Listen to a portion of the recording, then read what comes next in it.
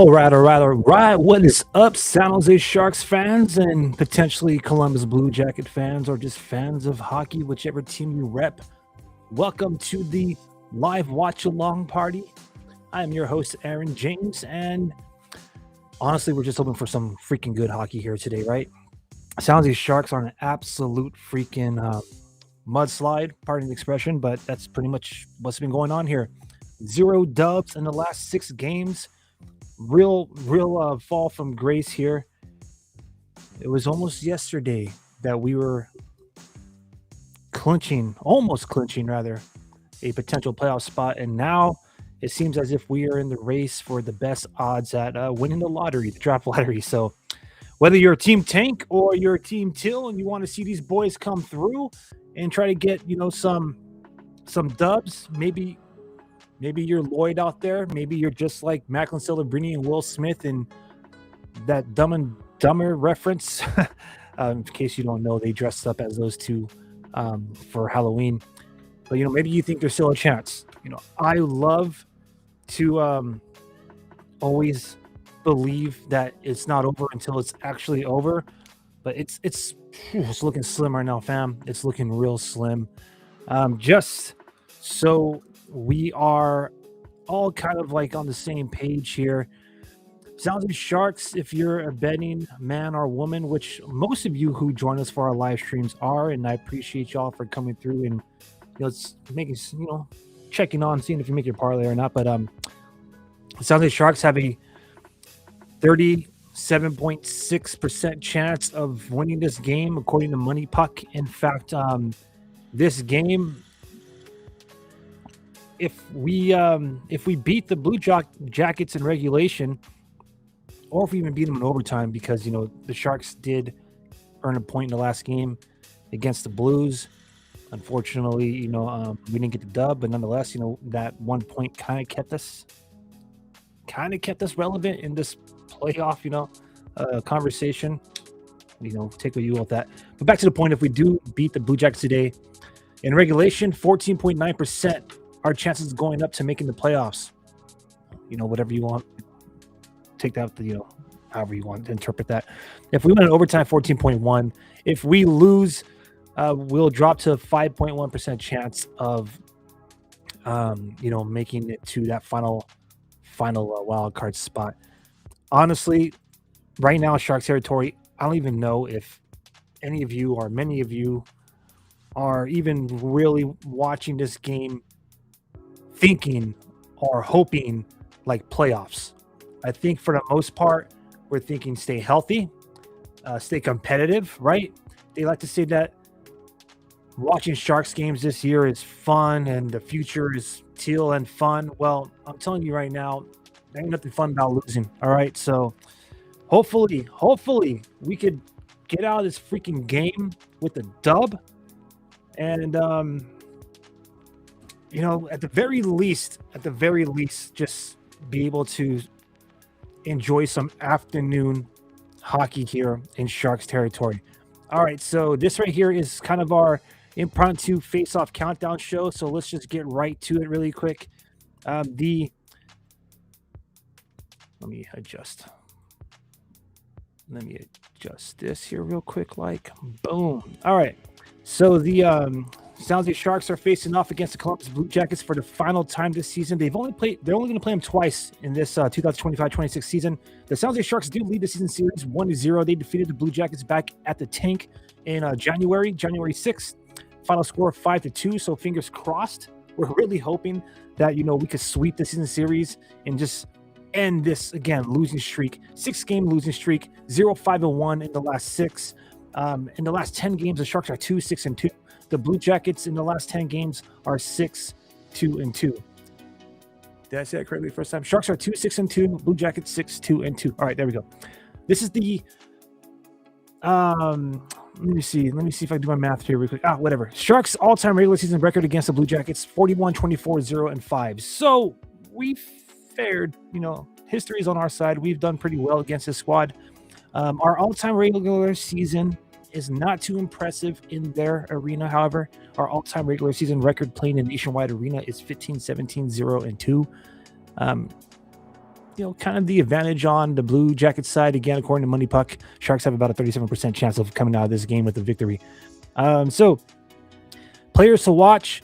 The San Jose Sharks absolutely have to lean on their veterans for this game. Macklin Celebrini on the cold streak. He only has 1 point in the last 5 games. Honestly, I'm just going to bring up the source that we'd like to use here for our game day lineups and for our stats, and which is being brought to you right now on the screen. And that's Frozen Tools, our Dauber Sports. So we have Will Smith is on a cold streak. Adam Gaudette is on a cold streak. Macklin Celebrini, I just mentioned, is on a cold streak. Colin Graff is on a cold streak. Tyler Toffoli is on a cold streak. And Philip Kudashev is on a cold streak. Unfortunately, so is Alex Nedeljkovic. He was pretty solid up until like this losing skid. But in his last 3 regular season games, he's 0-2-1 with like 10 goals against. All right. So that's a 3.88 goals against average, 10 goals allowed, and 57 shots faced. So yeah, we have to lean on the veterans, man. In the last 3 years, collectively, whichever squad they play on, when they play the Blue Jackets, our vets are pretty solid. Here's the top performers on the Sharks roster against the Blue Jackets. Again, these stats are all combined from the last 3 seasons. Tyler Toffoli has 7 points, 4 goals, and 3 assists in 8 games. Kiefer Sherwood, Chief Keef, has 6 points in 5 games, 2 goals and 4 assists. And Alexander Wenberg, 5 points in 5 games, 2 goals and 3 assists. So all that to say is it sounds like Sharks absolutely need to lean on their vets if they want to try to earn a dub in this season, or hopefully the young squad, Smitty, Celebrini, Graff, hopefully, they snap out that cold streak and could return to, the format that we're used to seeing them. And that's, leading the Sharks in scoring. After all, I think with the exception of Sherwood, Eklund is a part of that group, but 5 of those 6 names I mentioned are the Sharks leading scorers with 40 or more points this season. All right. So since we're talking about players, let's just briefly look at the lineup here. Again, this lineup is courtesy of Daily Faceoff. And here is the Sharks projected lineup. Of course, this is subject to change. All right, so we have Igor Chernyshov, Macklin Celebrini, Will Smith on the first line, William Eklund, Alexander Wenberg, and Chief Keef, Kiefer Sherwood on the second line. Your third line is Colin Graff, Michael Misa, Tyler Toffoli, and that checking line is Barclay Goodrow, Zach Ostapchuk, and Adam Gaudette.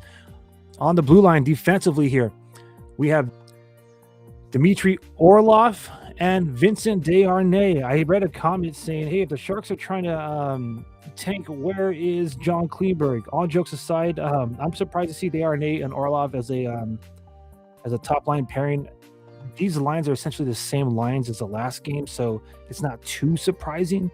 But pretty interesting there to see Desharnais and Orlov on that first defensive pairing. Shakir Mukhamadullin and Mario Ferraro are your second defensive pair, and the last defensive pair is Sam Dickinson and Nick Leddy. Pardon me. Yes, Nick Leddy is back in the lineup. I know a lot of Sharks fans are just absolutely ecstatic about that. Your starting netminder tonight is Alex Nedeljkovic. Laurent Brossoit was brought up from the CUDA yet again to be the backup goaltender, in case you didn't know, during our last watch-along party. Yaroslav Askarov did go down about 29 minutes into that game against St. Louis Blues. He's considered day-to-day. All right, and we are just about set to get rolling here in Sharks territory. Looks like the San Jose Sharks are about to face off, or the puck's about to drop here soon. So with that being said, let's get rolling, why don't we? Let's get the show started, fam. Let's go.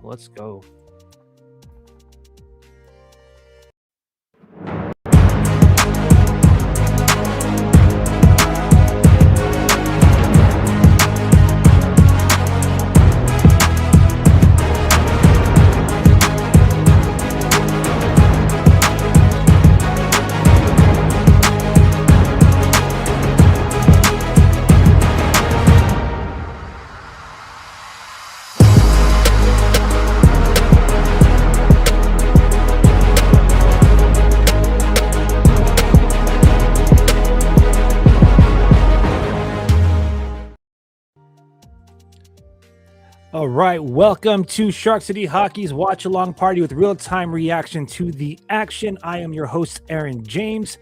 Don't forget to comment, chat in the comment section, chat amongst yourself. We already got one coming here, hoping for a much needed win today. Absolutely, man. We need this dub, if just for the sake of morale, right? We absolutely need this dub. I know a lot of fans are already on Tankathon and they are having fun simulating what will be a draft lottery with the loss against the St. Louis Blues. The San Jose Sharks, if I'm not mistaken, are now, well, I guess we're still 8th. We have that 8th best odds as far as draft lottery goes. But let me just check the NHL standings here really quick, because a couple nights ago we were playing the 6th worst team. We were playing the 5th worst team. We were the 6th worst team. Since 2 nights ago, let's see, 1, 2, 3, 4, 5, 6. Sharks haven't really moved in the standings. Of course, we do have some games on the guys ahead of us, which is why our playoff hopes are still supposedly alive. We got a comment saying, where can I watch the game at? So I know it's kind of confusing, right? So I know a lot of you with baseball season coming around here, if you're regional, obviously, if you're outside of the market, ESPN Plus is not a plug. This is just facts. That's a good spot to watch. They usually have all the out-of-market games. If you're here, regional in the Bay Area or around this area, and you're used to seeing the game on NBC Sports California, today it's on NBC Sports California Plus. I know, it threw me off at the beginning too. So NBC Sports California Plus is where we could watch that game. All right, we got someone right here saying, let's go. Please take care of Columbus for us. So I'm assuming that you are a Red Wing fan since you have a RW in there. I'm just trying to decipher the acronym, and I'm imagining that is the case considering that the Detroit Red Wings are the 12th best team in the National Hockey League and Columbus are the 11th. Let's talk about wild card, because I'm pretty sure that's what it's all coming down to. In the wild card, Columbus Blue Jackets have that final 8th seed, that last spot, that second wild card spot in the East. They have 87 points in the standings, and the Red Wings have 86. They both squads have 72 games under their belt thus far. This will be the Columbus' 73rd game of the season, and the Red Wings just need to get a dub and have Columbus lose in order for them to jump them, hop over them, and get that second wild card spot, that final spot in the East for the playoffs. For those of you who are interested, and for those of you Detroit fans who are enjoying this live watch along party, the Red Wings are playing the Flyers later on tonight. That'll be a 8:00 p.m. face-off East Coast time. For the Pacific time, it's going to be 5:00, and that game should be a national game on NBC. Excuse me, ABC. My apologies. So Red Wings and Flyers are going to be facing off at the Little Caesars Arena, I believe is what it's called, in Detroit, Michigan. All right, we have a comment saying ESPN Plus doesn't have it. Unfortunately, my sister, her and family are there. Was hoping to see them. Oh man, yeah, that's a bummer. Now, I've heard throughout the community there's other ways that you could get hockey on your TV, and maybe you want to do a little research into that. That's what I've heard. I really don't know what that means, but a lot of people like to comment that, like in the Reddit forums and whatnot. Anyways. So we got a game going on. Puck drops about be going on right here in Columbus again. San Jose Sharks lead the season series. However, the last 6 games, they are absolutely just on a slide, man, on a skid. I was talking about Tankathon and people watching Tankathon. I see people already simming that lottery. There is a small, significant chance right now that the San Jose Sharks could, jump up in the standings. Now, I played around with it just for fun on Tankathon, and it took me about several attempts to see the San Jose Sharks actually win the draft lottery. As it stands right now, via Tankathon, they would have the 8th pick in the National Hockey League, and their odds of getting the number 1 overall selection is about 6%. You know what I mean? But again, you're telling me there's a chance. All right. So we're about to get rolling here. So let me quickly get my headphones on so I could chime into the game. And again, thank you all for chatting. Let me all know where you're joining us for this watch along party from and who you're going for. But the puck has dropped here in Columbus. So let's roll, baby.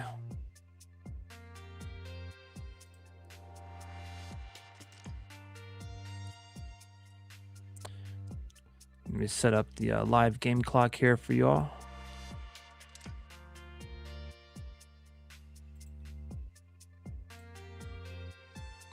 Oh, man. So as you can see, we already have a freaking goal. So what you'll learn here, my friends, is this live game tracker that we provide for you tends to be exactly what that is, live from the arena. And it appears as if Columbus has already taken an early lead. Damn, this is going to be a long day for San Jose Sharks fans. Jeez Louise. What was that, first shot? First freaking shot, man. My goodness.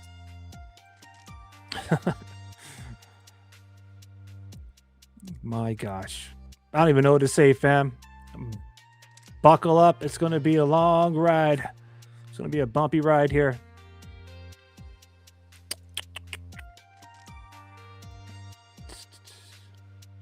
All right, give me a second. As you can see, Denton Matejchuk gets his 12th of the season with a wrist shot 31 seconds into the freaking game, assisted by Adam Fantilli and Marchenko of Columbus.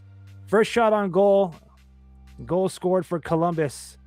Damn, son. Damn. That's right, Bootsy.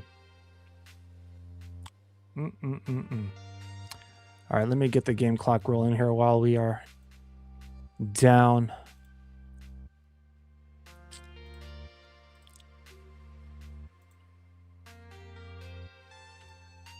Wow.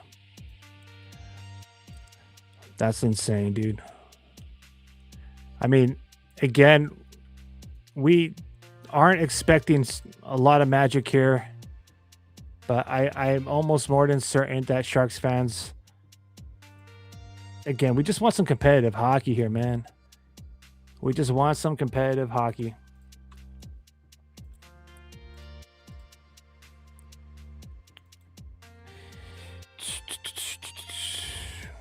My pause is for disbelief, and also it's because I'm kind of working on this game clock for you. My bad. Give me 1 second here, fam.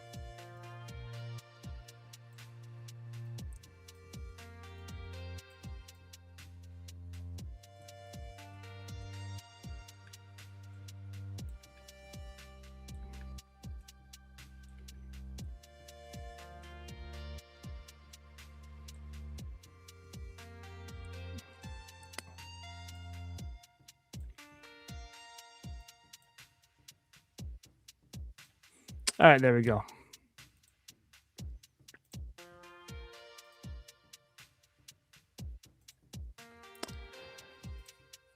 Oh, boy. Yeah, absolutely not the start we needed at all. Not the start we needed. And another comment here says, switch goalies. Yeah, let's get in Brossoit, huh? Laurent Brossoit. I don't know how much better that's going to be. You know, a lot of people anticipated this to be kind of like Yaroslav Askarov's breakout year. Unfortunately, this hasn't been the case. The guy, more often than not, has either been struggling in net or dealing with injuries. But damn, like, net has been solid, bro. I don't know what it is. I really don't know what it is. If the only thing I can think of is, which is absurd, but again, this is just my way of being a fan trying to cope, is perhaps we are definitely trying to get some better draft positioning. I mean, most of our defenders are going to be unrestricted free agents this offseason. Obviously, Sharks fans are hoping for some big signings if there's anyone really worth going for and, dishing out a bunch of cash for to keep on the blue line. But for the most part, with 2 first-round draft picks in this upcoming NHL draft as another freaking opportunity. Nice stop this time by Ned. But back to what I was trying to get at is I think a lot of fans are kind of hoping that, the draft can kind of fix some of our problems. I'm skeptical about that because let's just be honest, man. San Jose Sharks, even though we've had some great prospects and some great drafting over the years, they usually take some time to actually like plug them into the roster, unless of course like your Macklin Celebrini or Michael Misa. But even Michael Misa was kind of a little delayed. Will Smith went to go play college for a year before they put him on the main roster. They had Eklund go back overseas and then play in the CUDA before they even put him back on the main roster. Before they put him on the main roster, Sam Dickinson is kind of an anomaly here. He, like Celebrini, and he kind of got like,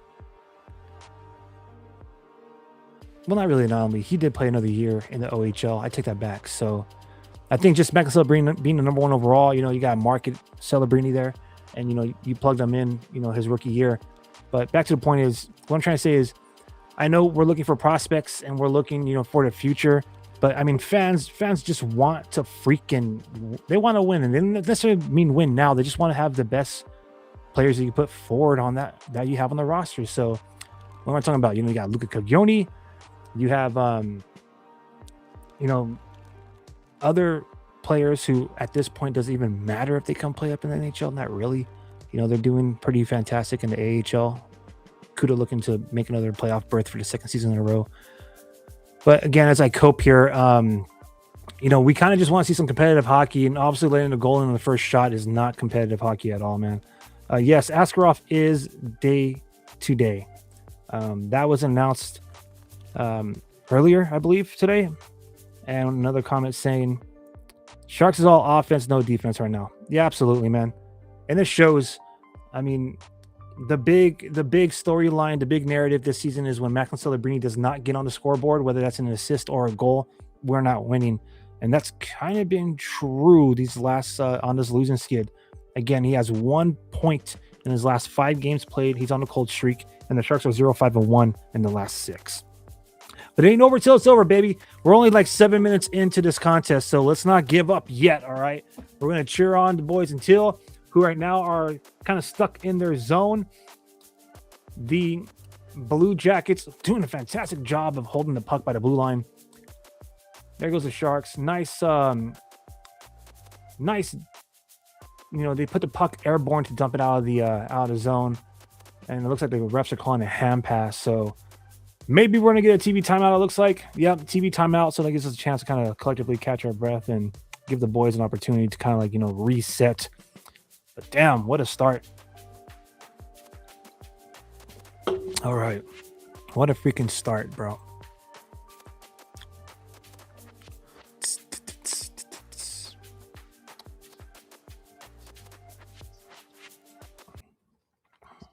Thank you for everybody who's chiming in and chatting right now. You guys are jawsome.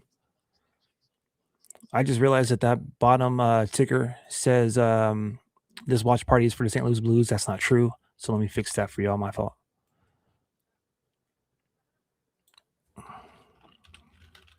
Columbus Blue Jackets. Boom. All right, I'll turn up the music for a quick second.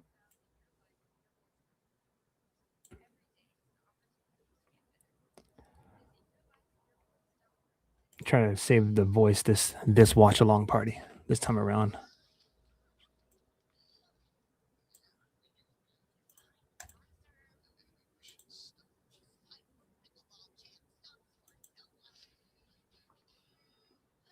Or maybe no music.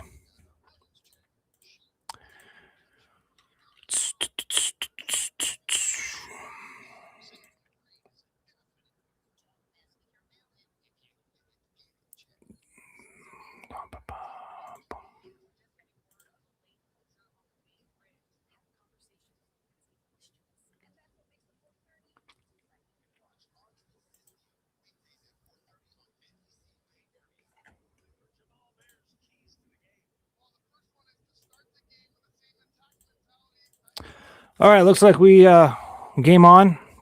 We're back. Puck is in action here.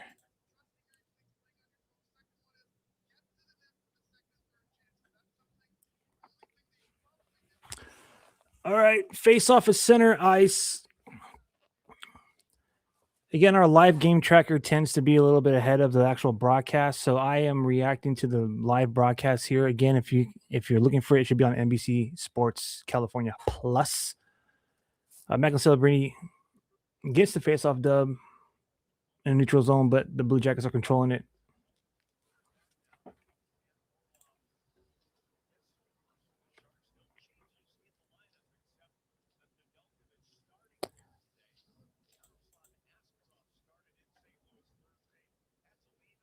My bad, I'm just trying to get the music back rolling here.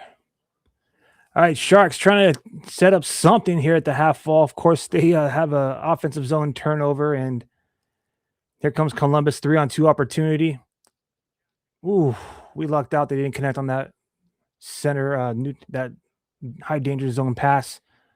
Columbus again pressing. That shot does not get through. Looks like it was blocked. Here comes Celebrini. Nice backhander in the slot, but that's easily gloved, easily saved. All right.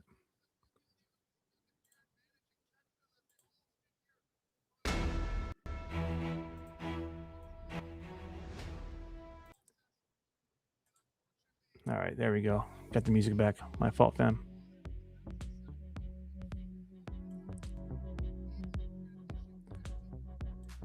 I'm gonna raise the music just a little bit louder. This way y'all could kind of kick back, chill, and we'll talk till.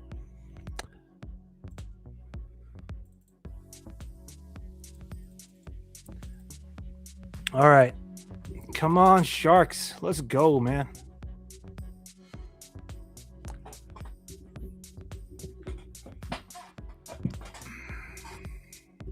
It's been tough. These last 6 games have been tough, bro.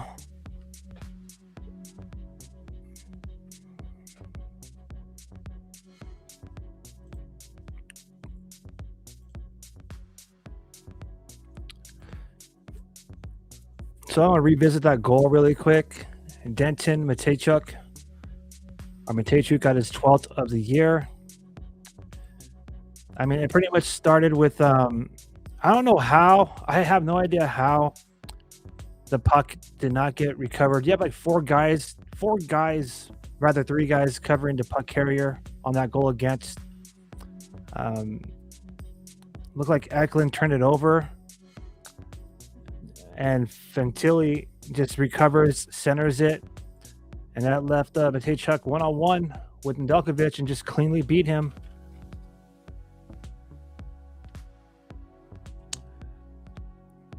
A little bit more context on that goal against. It was the shot came about roughly 31 feet away from the net at a 25-degree angle. It had a 4.7 chance of scoring, 67.2% chance of actually being on the net, but nonetheless, it was a goal. 12th of the season for number 5 of Columbus Blue Jackets, Matejchuk. Matejchuk, pardon me if I'm not saying it correctly, assisted by Fantilli, 33rd assist of the year.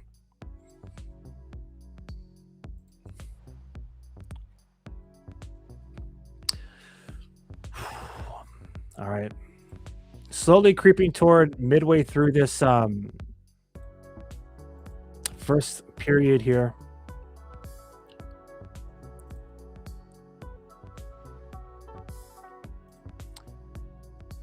You know, the Sharks have 2 shots on goal. However, if you look at just like the last attempt, you know, we have some missed shots, bro.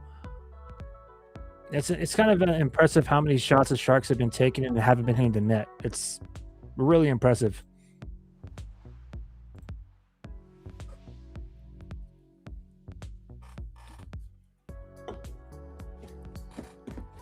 Oh man, 2-on-1 opportunity for the Blues Jackets, and they fanned on what could have been an opportunity for a one-timer there, one-time goals. Damn.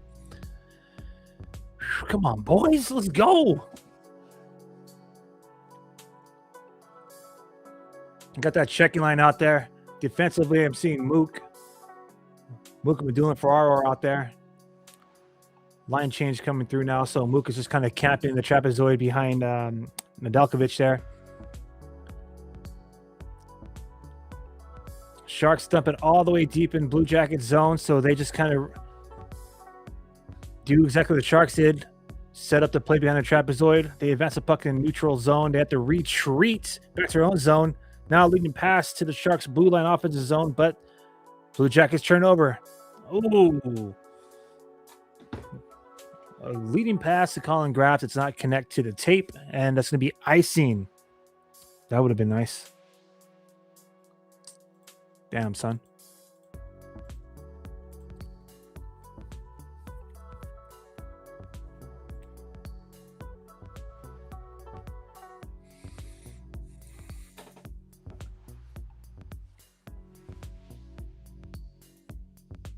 All right, face off deep in the Shark zone, right side of Nedeljkovic. Misa is in the face off dot. He loses that shot right out the face off. Good save. Great positioning by Nedeljkovic there. Zach Werenski made that shot, saved by Ned. All right, beautiful. We're able to get control of the puck from Misa. Oh, Toffoli made a nice move, but goalie comes out. Oh, Tyler Toffoli tried to center it in the crease, but it goes off of the side of the net there. Mason March right now drives the puck in deep to the Shark zone. Little scuffle for it. It lands on Shark's stick, and they're just going to dump it into the Blue Jacket zone and look to do a line change here.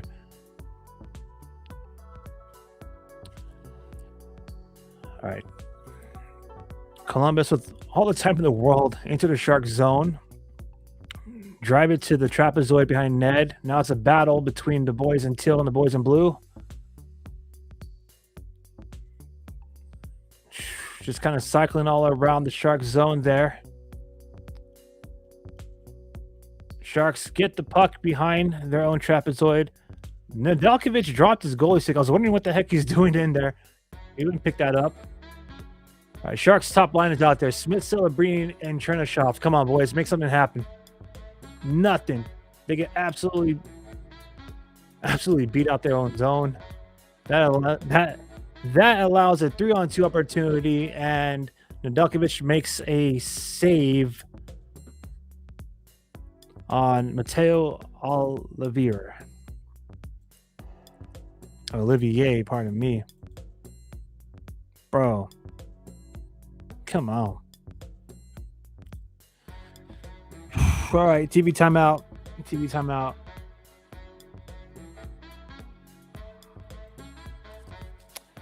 Thank you to everybody who's commented. This song is ridiculous. My bad, fam. Let's change that one up, huh? Puck possession right now is 60% for the Blue Jackets, 40% for San Jose. Man, if you're joining us late here, the Sharks were scored on just 31 seconds into the game, courtesy of Denton Matejchuk, 12th of the year, first shot on net. Columbus has 7 shots on goal, by the way, so let me update that. Sharks have only registered 2 shots on net. 2 shots on net as we are in the 12th minute of this first period. The 2 shots that are registered for the San Jose Sharks belong to Macklin Celebrini and Shakir Mukhamadullin.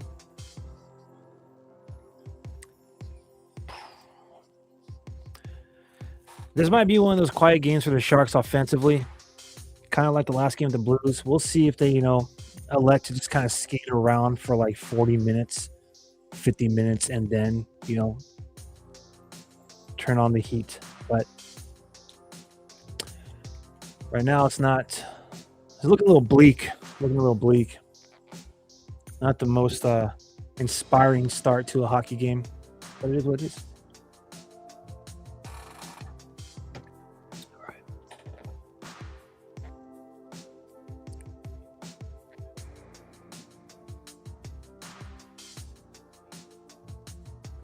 Again, if you're watching us, wherever you're watching us from, you could chat amongst yourselves, and you could go ahead and drop a comment for, if you want to interact with yours truly.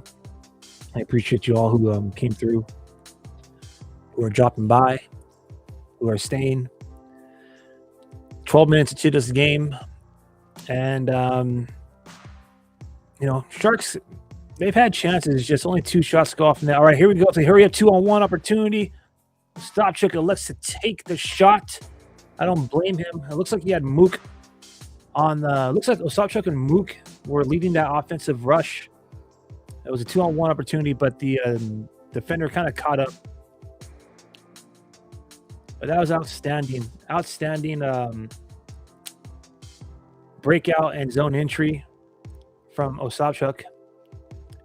He did, for a brief moment, have Mook Madulin there on the side for him for like that 2-on-1, but Mook was quickly caught up too. So great choice to put the puck on net. All right, Chief Keef, Alexander Wenberg are out there along with Eki. Let's see if these boys could bring some life to this team here. Oh, beautiful. Kiefer sure will almost take the puck away from the goalie for the Blue Jackets in the trapezoid. Sharks generating some offensive pressure right now. I love it. Here comes Orlov. He shoots from the point. That looked like a shot pass off the boards because that went way wide. Eklund was kind of kicking it behind the goal line there. Speaking of which, Sherwood and Eklund now battling for the puck in the trapezoid. Columbus is able to recover the puck and with speed take it to the neutral zone and dump it into the Sharks, deep in the Sharks zone in the corner. Operating now behind the goal line is Columbus. Ken Johnson now with the puck. He skates it from the trapezoid to the half wall. Kind of spins around, drop past it, but no one's home. Sharks pick that up. Here come Eklund and Sherwood. Eklund drops from Sherwood. Sherwood passes it for Mario Ferraro, who's pinching. No shot on net. Sharks turn it over in offensive zone, and I think they need to do a line change, bro. They look a little gassed.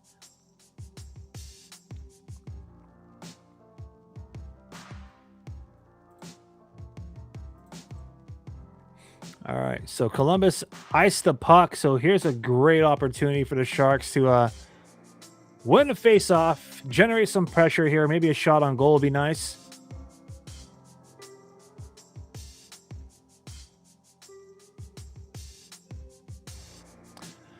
All right, Macklin Celebrini is in the face-off dot against Adam Fatilli in the offensive zone for the Sharks. Macklin Celebrini wins the draw, but my gosh, bro, that's been such an effing trend. Sharks been winning the face-offs, but somehow they get beat out by their opponents. Oh, Celebrini with the chance to bury it. Oh. Sharks generating some solid pressure now here as we get toward the final 5 of this period. Chernyshov gets 2 chances right in front of the crease. But man, Elvis is coming up big tonight. Elvis Merzlikins, the goaltender for the Columbus Blue Jackets. My gosh. Nice.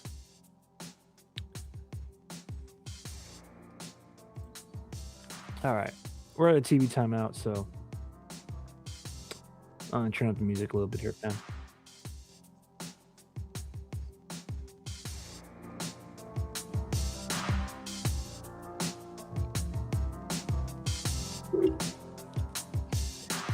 All right, I think I'm bust out the shoulder sharky for some good luck.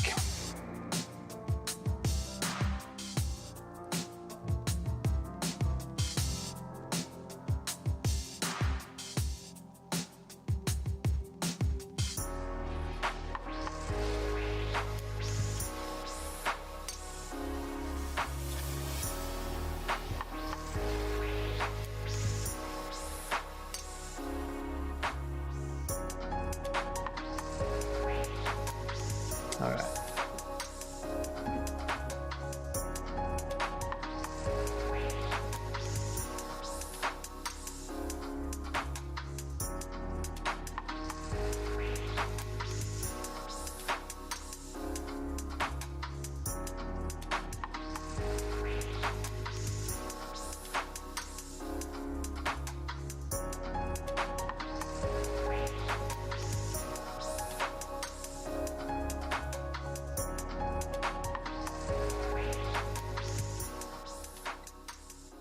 All right, so if you're not following us already, please do so on social media at Shark City Hockey. Thank you all if you've come through and you enjoyed what you see here on this live watch along party in this live stream here. Please consider liking the video. Please consider following, subscribing to the channel. Celebrini now. Celebrini in the face-off dot again. Let's see what happens here.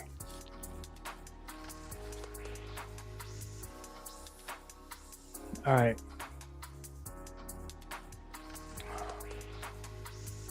Well,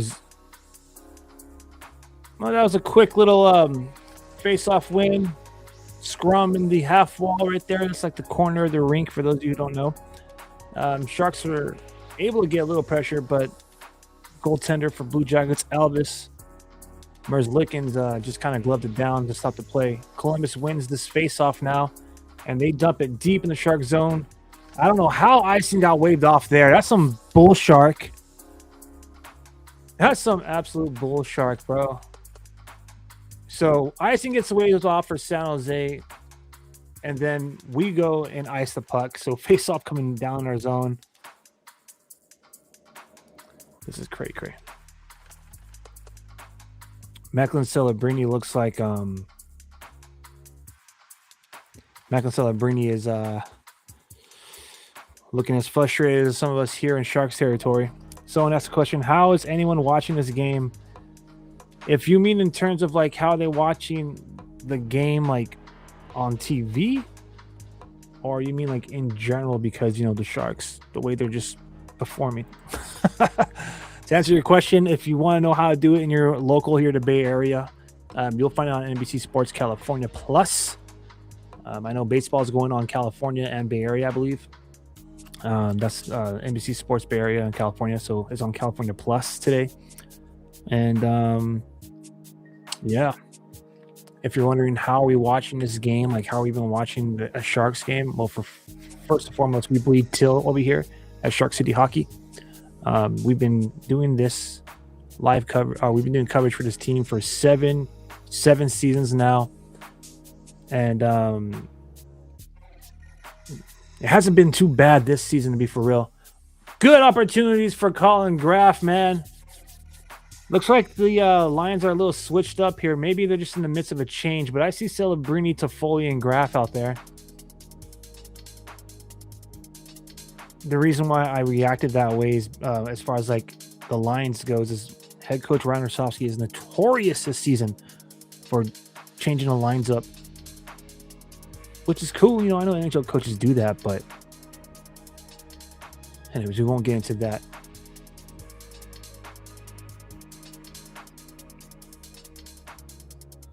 Let me see. Are those the lines? Maybe I'm tripping. That might be the lines. Yep. The Foley dropped to a third line.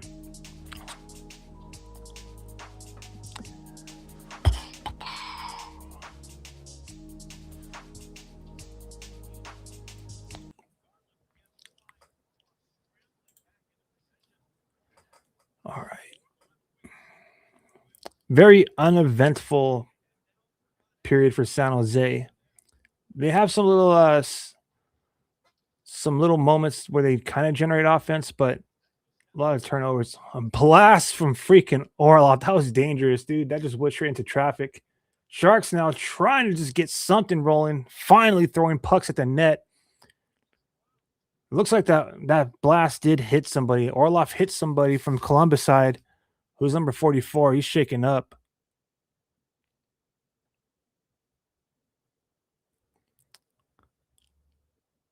Good Branson got hit with the puck, it looked like, with that very dangerous and wild blast from the blue line by Dmitry Orlov. Winberg now with some speed beats his defender. Nice opportunity. He goes west to east in the crease, left to right, but a save by Elvis. Alexander Winberg's been pretty good, man. Like I said, beginning of this game, they're going to have to lean on their players here. Now, you already see that, baby, so let's get it lined up.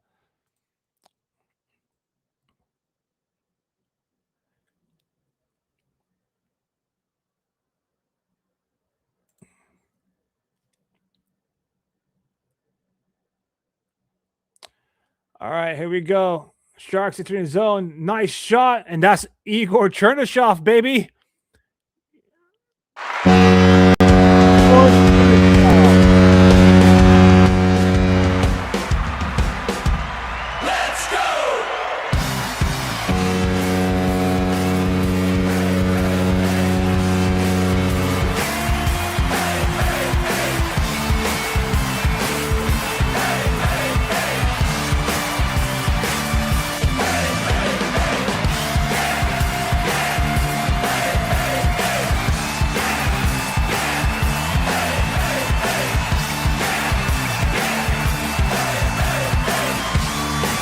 Finally, baby.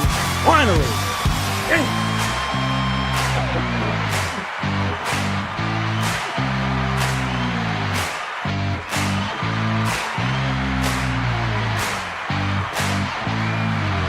Let's go! All right. All right, baby. San Jose Sharks goal. San Jose Sharks tie this game up. Igor Chernyshov gets his 4th of the season, assisted by Will Smith, 27th assist of the season. It's now tied 1-1. Goal comes with 17-17 of the first period. Igor Chernyshov scores his, finally, baby, his 4th goal of the season. Maybe a little bit more stats there.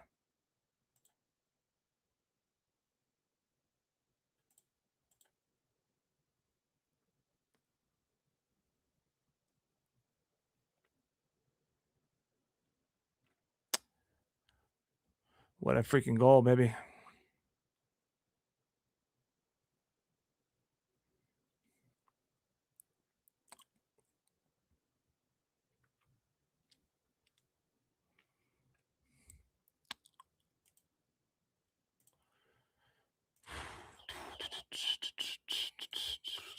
Oops, my bad. There you go. All right.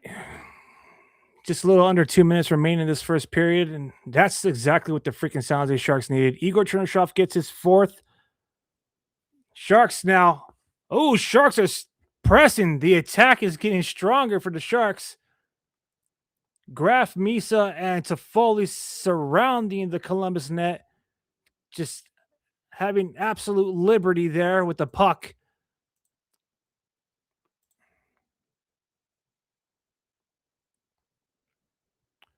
Graf with a good freaking opportunity for checking and getting the puck loose to Toffoli in the trapezoid.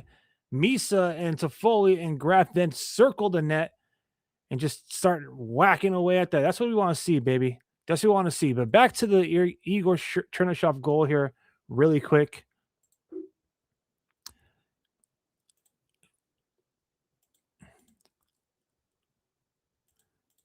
That was just beautiful. So the Blue Jackets attempted to advance the puck out of zone. They turn it over in neutral zone. Chernyshov does bring the puck. He carries the puck into the zone. He passes it to Will Smith. Will Smith immediately passes it back, and then Chernyshov just absolutely buries it with a snapshot. Again, 17-17 at the first period to tie up the game. Absolutely love that for Chernyshov, man. He was at the receiving end of a like.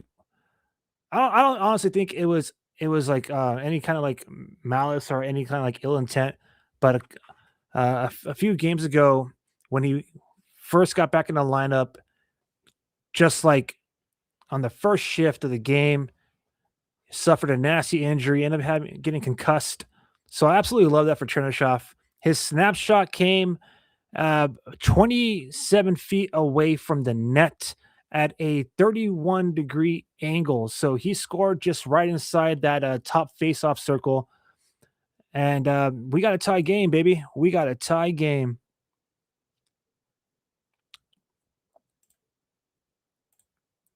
All right.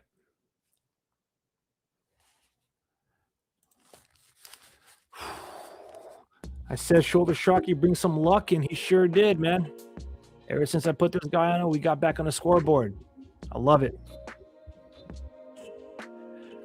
Let's just make sure that we end this period as strong as those last couple of shifts, the one during the goal and the one right after. We need this momentum on our side because Columbus is pressing.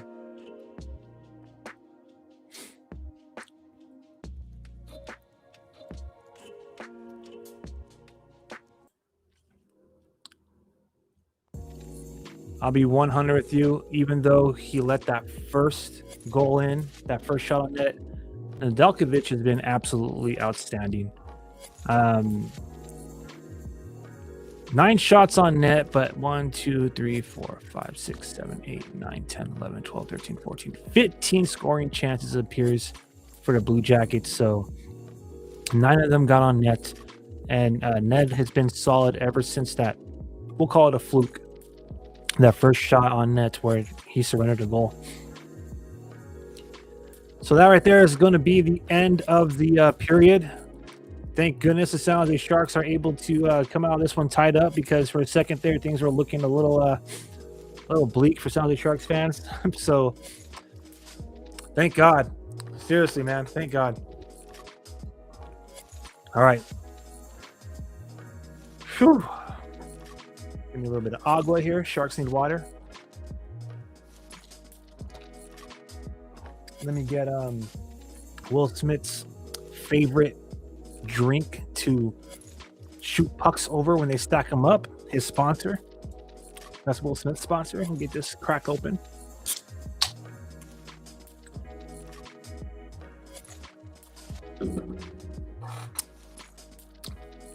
Let's go, Sharks. Let's go. I don't know if y'all could see that right there. This is one of the most awesome things from the Shark store, dude. It's a little hand shark. Let me step a little back so y'all can see it. Bro, this thing is fire. This thing is absolutely fire. All right, I'm done messing around here. Let's do the intermission report, why don't we? Let's go into the intermission report.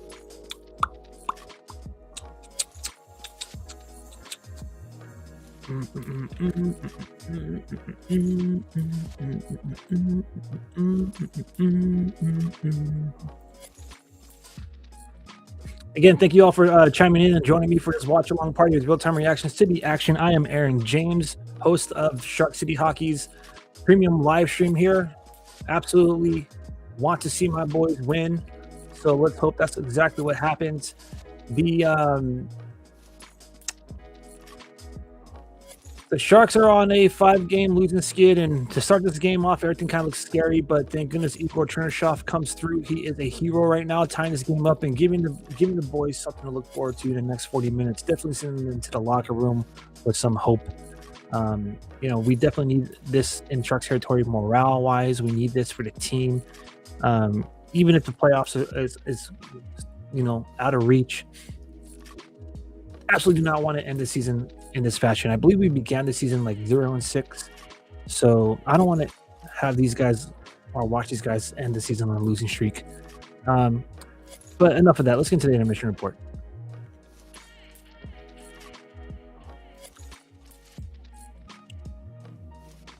All right. Boom. Alrighty then. So, as of right now, let me just make sure everything's squared away on that. My fault. Let me see. Let me get this fixed. Let me clean this up for y'all. My fault.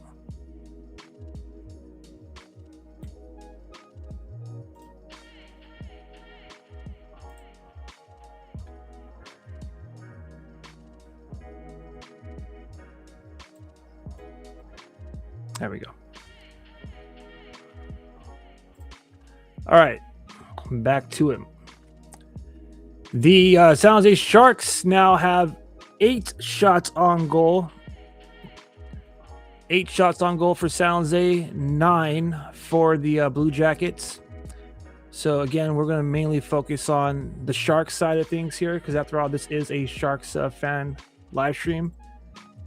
Excellent question. We're about going to who scored right now. So, question is, who scored for the Sharks? Igor Chernyshov, baby. Cherny got a goal. Got his fourth goal of the season. He tied the game up at 17-17. So, just a little under 3 minutes remaining in that first period. Back to our box score here. Back to our game stats. Sharks have 8 shots on net. Columbus has 9. The San Jose Sharks have 1, or actually, let me get into who got the shots on net. My bad. So obviously, one of those is going to be Igor Chernyshov. He actually has 2 shots on net, so 1 is a goal. That's what I'm talking about, baby. That's right. Let's go.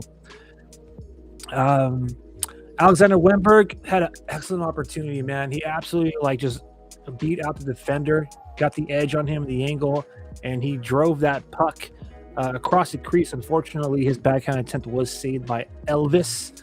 I'm going to just refer to the Columbus Blue Jacket netminder as Elvis. His name is Elvis Merzlikins, but we're just going to call him Elvis because I think that's pretty fire. So Alexander Wennberg got 1 of the 8 shots on net. Chernyshov has 2. He also has the goal. 2 shots on net by Colin Graff, 1 by Zach Ostapchuk, and 1 by Macklin Celebrini and Michael Misa. Defensively, Muka Madulin also registered a shot on net. Face-off dot now. So San Jose Sharks have 55% of the face-off wins. Obviously, that means 45 for Columbus. We are going to go into the face-off summary here. I love doing this for these intermission reports. Just gives you an idea of how well our centermen are doing. So on even strength, as a matter of fact, this has been a clean game. No penalties thus far. Knock on, let's hopefully not a jinx on our side, but no penalties thus far for the San Jose Sharks or the Columbus Blue Jackets. So all of these face-offs are on even strength. Sharks have won 11 of 20 total face-offs, 55%. Where did they win them? In the offensive zone, they've won 2 out of 6 for 33%. Defensive zone, 5 out of 9. That is key right there.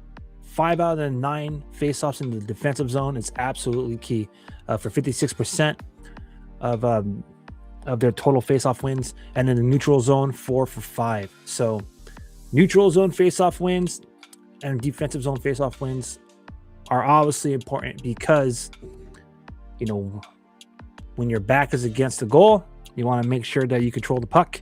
And for me, the neutral zone, if you don't know, the neutral zone is the space that is in between, both blue lines for the zone.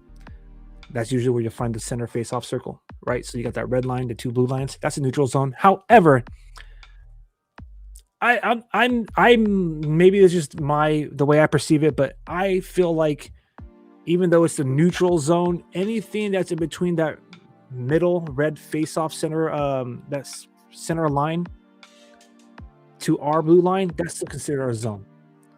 So if we can win face-offs in the neutral zone, obviously we don't have to back skate, right? The only thing that I wish they could clean up, which is what I'm sure all of you want to see, is that offensive zone face-offs. Only 2 out of 6. So to wrap it up again, offensive zone 2 for 6, defensive zone 5 for 9, neutral zone 4 for 5, a grand total of 11 face-off wins out of 20 for 55%. Now let's break it down. Who exactly is doing the work in the dot? So Alexander Wennberg, as usual, 80%, 4 out of 5. He won 2 in the offensive zone, 2 in the neutral zone. The only one he didn't win was in the defensive zone. We'll forgive you on that one, brother. But 80%, 4 for 5, Alexander Wennberg. Macklin Celebrini is 2 for 6. He's taken 3 faceoffs in the offensive zone, 0 for 3. 0 for 3 in the offensive zone, Macklin Celebrini.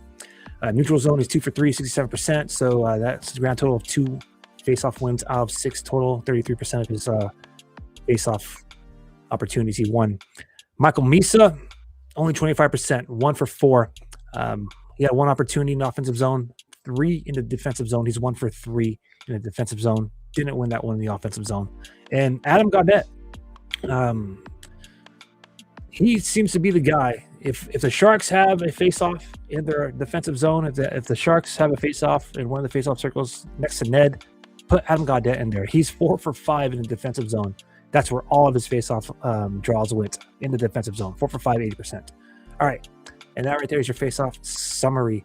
Again, I mentioned nobody's committed a penalty thus far for either squad, so no penalty minutes or power play stats to report. Game's kind of physical, not so much. 6 hits respectively for each team. Sounds like Sharks have blocked 5 shots. Columbus has blocked 3. Sharks, unfortunately, have 9 giveaways. Columbus has 6, and they also have 3 takeaways. Sharks have 0. Again, it sounds like Sharks do lead this season series. This is the only other time these two teams will face off against each other in 2025-26. San Jose did defeat the Blue Jackets back at the tank on January 6th. And right now, after 20 minutes, this game is tied up. Alex Nedeljkovic has faced 9 shots.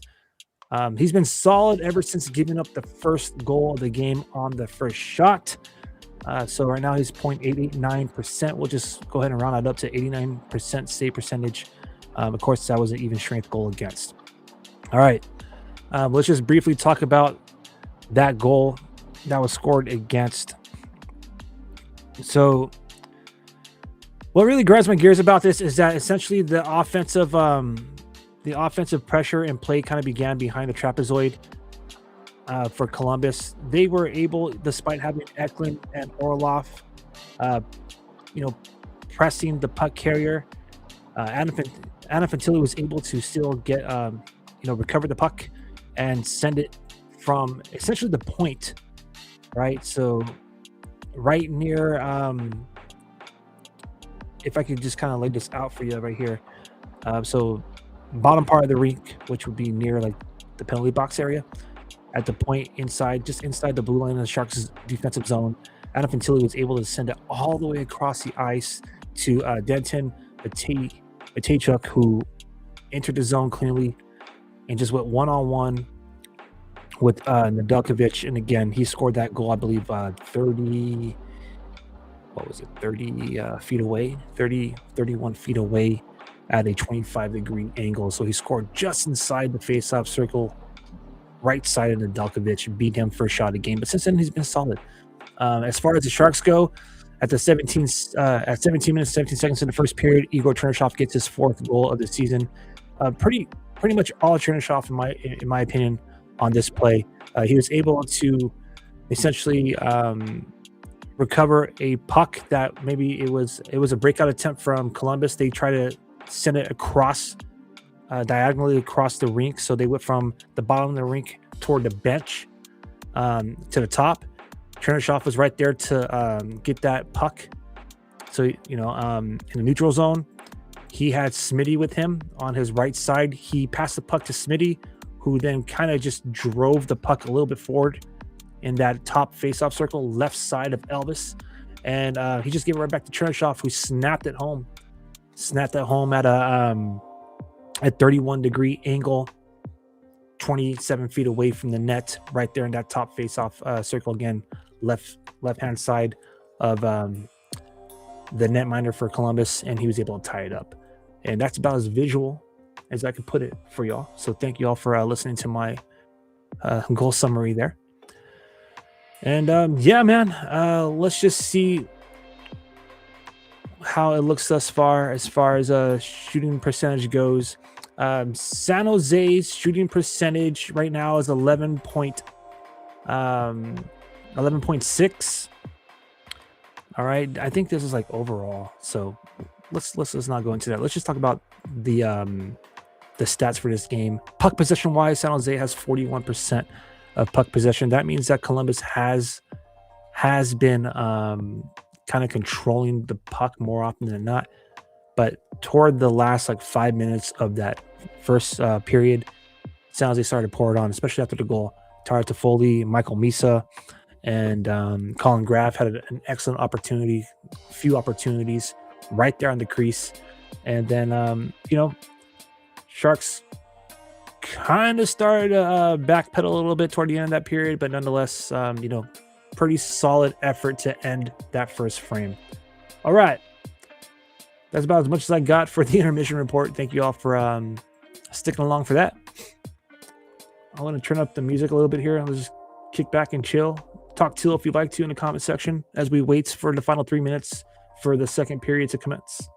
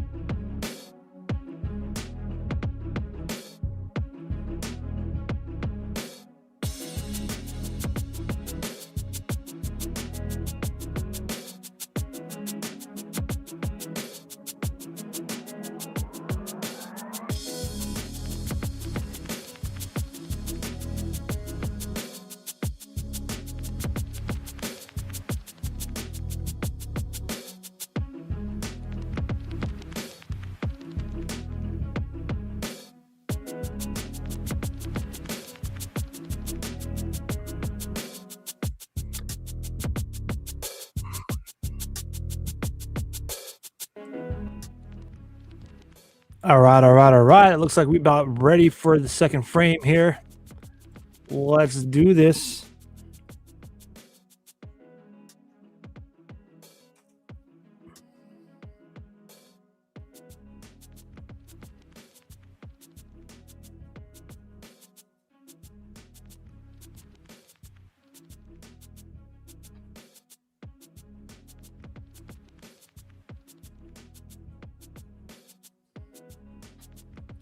If you're not following us already, please do so on Instagram at Shark City Hockey. That is going to be the content hub. That's pretty much home base for all things Shark City Hockey. As we are ready here, the start of the second period now, baby. But yeah, at Shark City Hockey, that's the content hub. That's our home for all things Shark City Hockey. And of course, if you're enjoying this live stream, please give it a like and consider subscribing. We really appreciate all the support that you have for the channel. And, it's been an amazing hockey journey. Last 7 seasons covering my favorite hockey team from the soil that I'm loyal to, the soil I was born in, San Jose, California. That's exactly where this live stream is coming from, by the way, the heart of Sharks territory. All right, Sharks now. I love it. Starting off early, starting off hot. Chernishoff, Celebrini, Smith are out there controlling the tempo. Do we got a penalty? Oh, no, that's just a hand pass for the Sharks. I was about to say, finally a power play for the San Jose Sharks.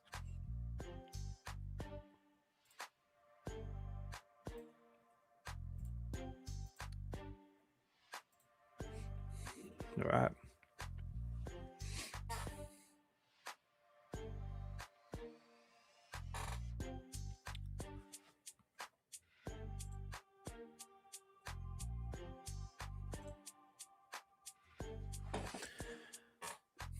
All right, Adam Patilli wins the faceoff against Alexander Wemberg. Ooh-wee. Marchenko makes the goalpost ring throughout the entire arena. Thank goodness. That could have been an opportunity to take the lead.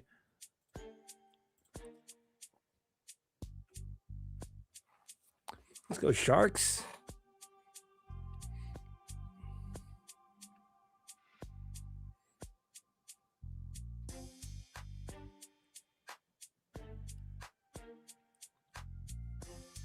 So the Columbus Blue Jackets do have possession of the final wildcard spot in the East. So it'd be nice for the Sharks to kind of like knock them off, because you have the Red Wings who are pressing. They play tonight. They're just a point behind.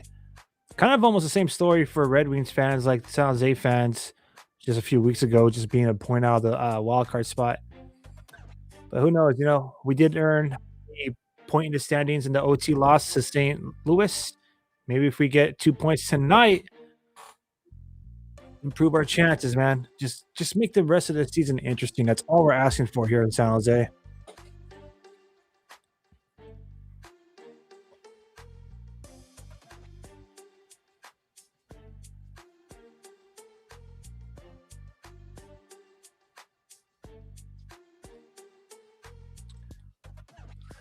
All right, here we go. By the way, I try to do play-by-play to kind of keep it a little interesting for those of you who need a little of the commentary here.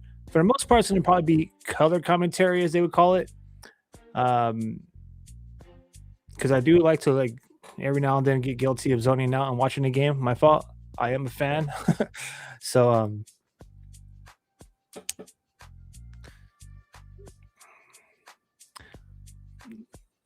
first couple of minutes of this period is just kind of a little back and forth. So Michael Misa won a face-off, and then Mario Ferraro, his shot attempt was blocked. Ferraro's been he's been blasting that puck lately, but unfortunately, it's just into bodies. All right, great face-off win again by Misa. I think the shot was blocked, but redirected. Let me see.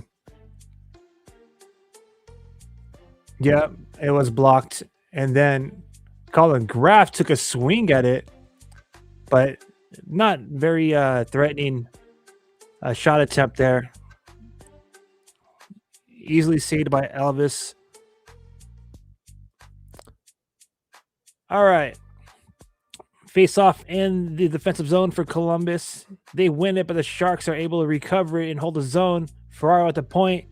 Sends it across to Mook. Mook sends it right back to him.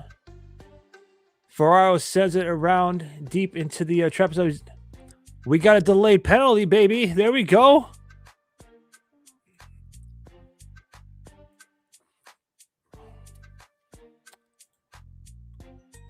Delayed penalty for the San Jose Sharks. And net is left the net.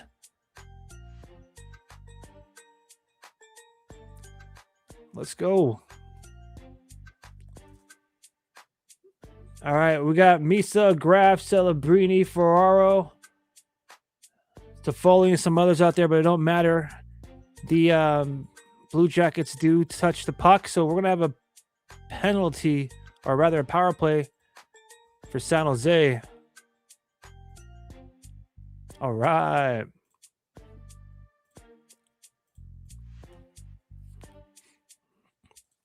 Let's do this.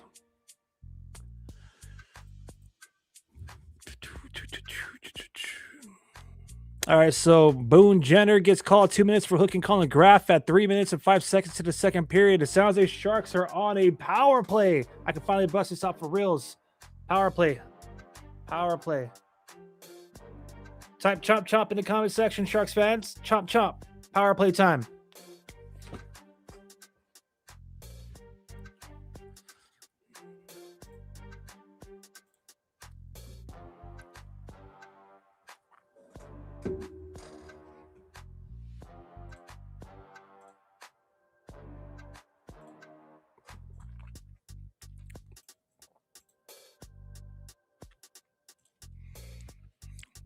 All right, Sharks win it. Orlov at the point sends it to Will Smith, who's up by the wing near the boards. Smith to Toffoli, who's kind of kicking it on the right side of Elvis, blocker side at the goal line. Toffoli again from Smith. Smith gets it. Back to Toffoli, who's kind of pressing up a little bit. He throws on net. Elvis makes a save.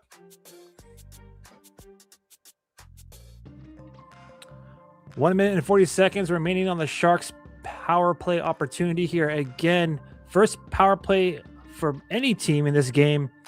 3 minutes and 5 seconds to the second period. Boone Jenner gets called for 2 minutes for, I believe it was hooking. All right, let's go. Orlov now. Sharks are really pressing the zone as power play, which I like. They kind of have a box with Orlov at the point. All right, Celebrini now by the blue line. He sends it to Wenberg. Wenberg back to the point of Orlov. Orlov looking, sends it to Celebrini. Celebrini has an angle, but he gives it to Wenberg. Wenberg on the glove side. It's a half wall by the goal line. Celebrini gets the puck. He sends it to Orlov, or rather Smith, who sends it Orlov to Celebrini. Shot attempt by Celebrini is blocked by Gudbranson, number 44 of Columbus. So Sharks have to reset. Here comes Celebrini. He drives the zone entry. Drops for Smith at the point. Gives it to Orlov. Orlov to Celebrini. Celebrini to the goal line to Eklund. Eklund back to Celebrini. Back to Eklund at the half wall by the goal line. Back to Celebrini at the top of the face of the circle. Great pass to Will Smith, but didn't get a chance to get a shot off. He had the angle. He was kicking it right there by the blocker side of Elvis. Orlov at the point. Sends it all the way across Celebrini. Back to Eklund, who tried to feed it to Keefe. Or Sherwood, who was in the high slot. Celebrini tries to get it to Keefe for Sherwood, and it gets taken away and cleared. That is more than likely going to be the power play for the Sharks here as they are exiting their zone with 5 seconds remaining. And that's it. Full strength, but Sharks still have pressure. Dickinson tries to shoot it. It does not make it to the net. And now the Blue Jackets not the Blue Jockeys. The Blue Jackets into the Shark zone. All right, the Sharks should hurry up. They might have a good brush. Oh, pass attempt to celebrate. I mean, to Misa almost finds his stick. He would have been a solo right there. All right. Blue Jackets now in the Sharks zone. They complete a line change on the fly, and now they look to answer back with some offensive pressure. Shot attempt is blocked by Sam Dickinson. Dickinson feeds it up the boards to Misa. Misa needs a line change. He's out there with Goodrow and Gaudette right now.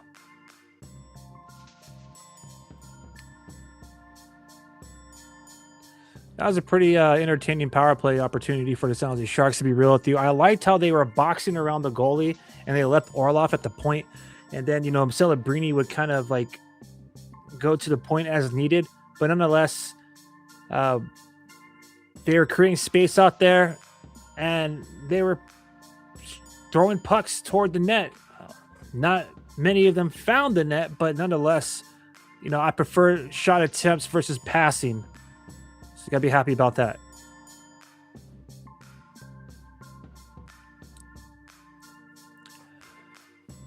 All right, let's go.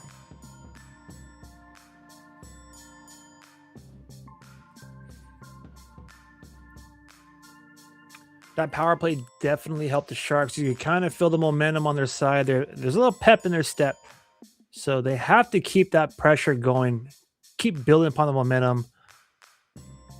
You would think that the momentum would swing Columbus' side because they killed the penalty, but I think they rather survived the penalty.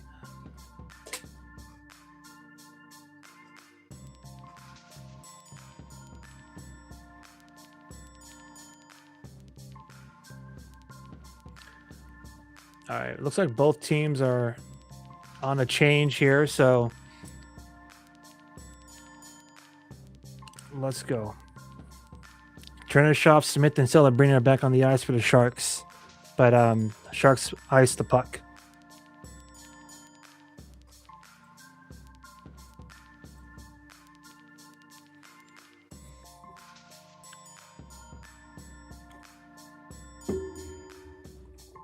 By the way, if you are in the Columbus market, I know people are asking where to watch this.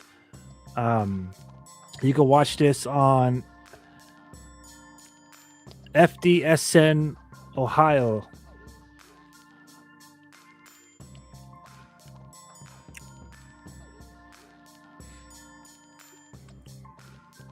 All right. Vinny Desharnais, zone exit, feeds it up to Celebrini for the zone entry.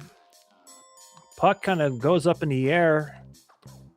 That kind of allows the Sharks to get in place in the zone.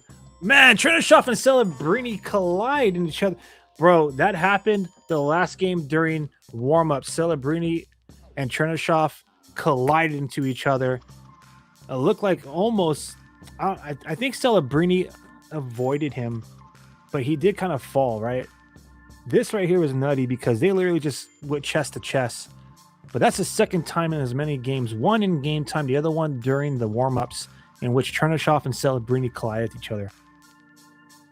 I don't know if that's an issue, just not skating with your head up or what, but in that case, I really don't know who you would throw that blame on. That's crazy.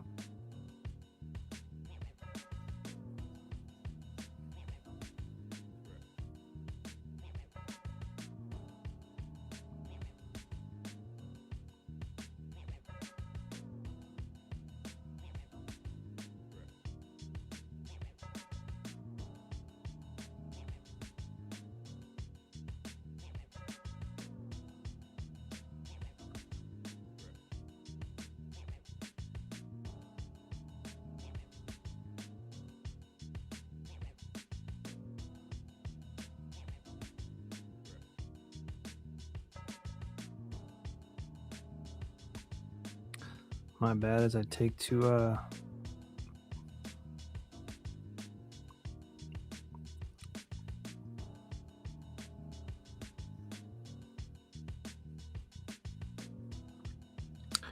my threads here Which, by the way, for all you who are watching, don't forget to follow us on Threads either. Thank you for the comment. They better win. By that, I hope you mean the Sharks. Absolutely.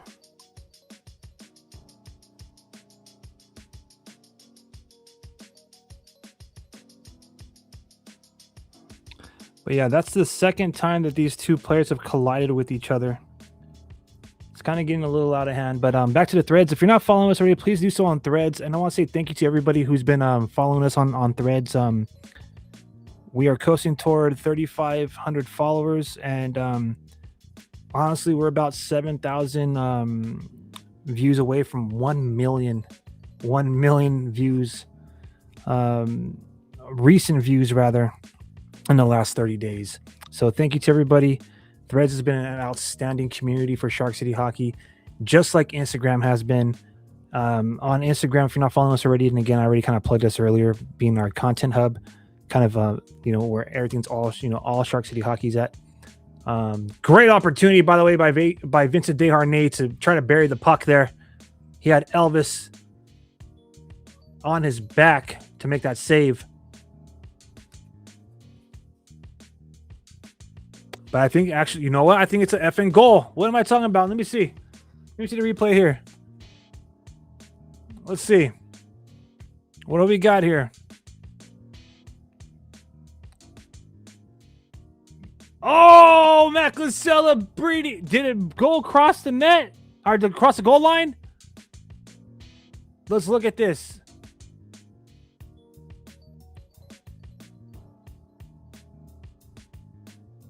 Oh, man. That is hanging on a thread.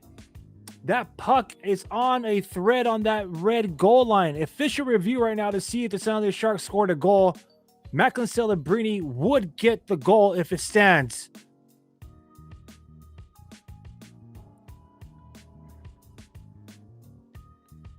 Oh, dude, that's not a goal. Wow. Wow. Lucky, bro. So lucky.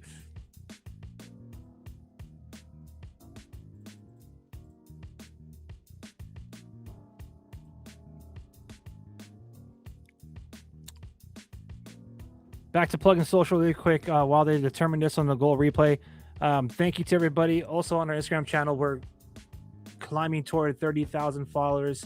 You guys have been fantastic. And to everybody who's on our YouTube channel right now, thank you so much for bringing us past 1,000 subscribers. This season, we kind of been a little quiet on the YouTube channel. But again, they confirmed no goal. No goal. Okay. So back to what I was trying to say. Thank you all for coming through and supporting our channels.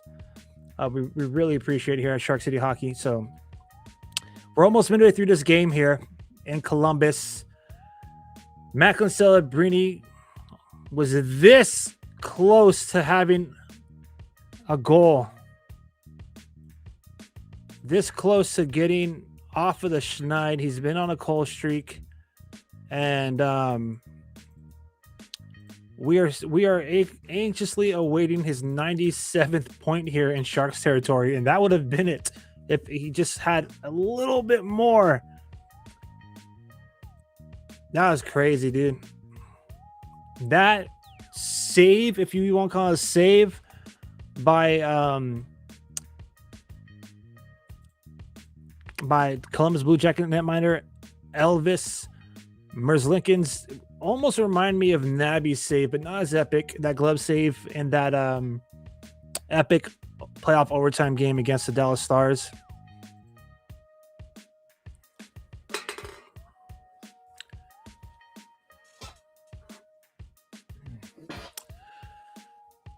All right, here we go.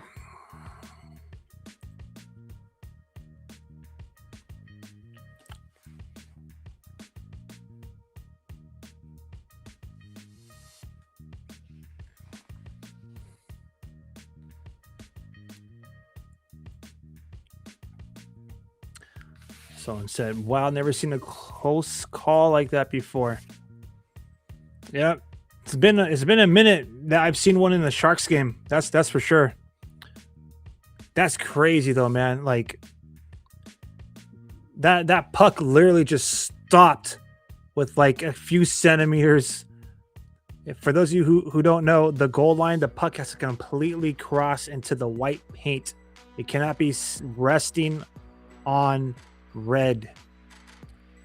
So Columbus lucks out. Sharks, that could have been the that could have been a game changer right there. That could have been the turning point in the game here. But nonetheless, we are halfway through regulation here. My bad. There's your score clock. Halfway through this frame here. Or this game, pardon me. And this frame. Second period, halfway through.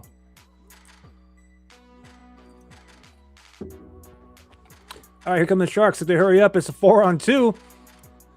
So navigating to the half wall kind of allowed everyone to catch up.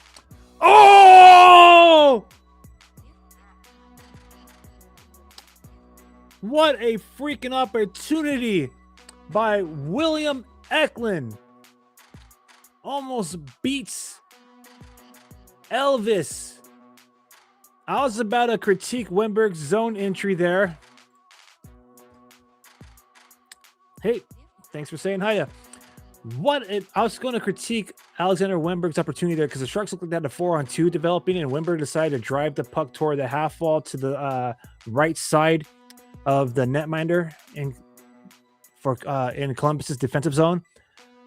But boy, oh boy, what an opportunity there, man. What an opportunity for William Eklund. His wrist shot hit the left post, and then he had another opportunity at it.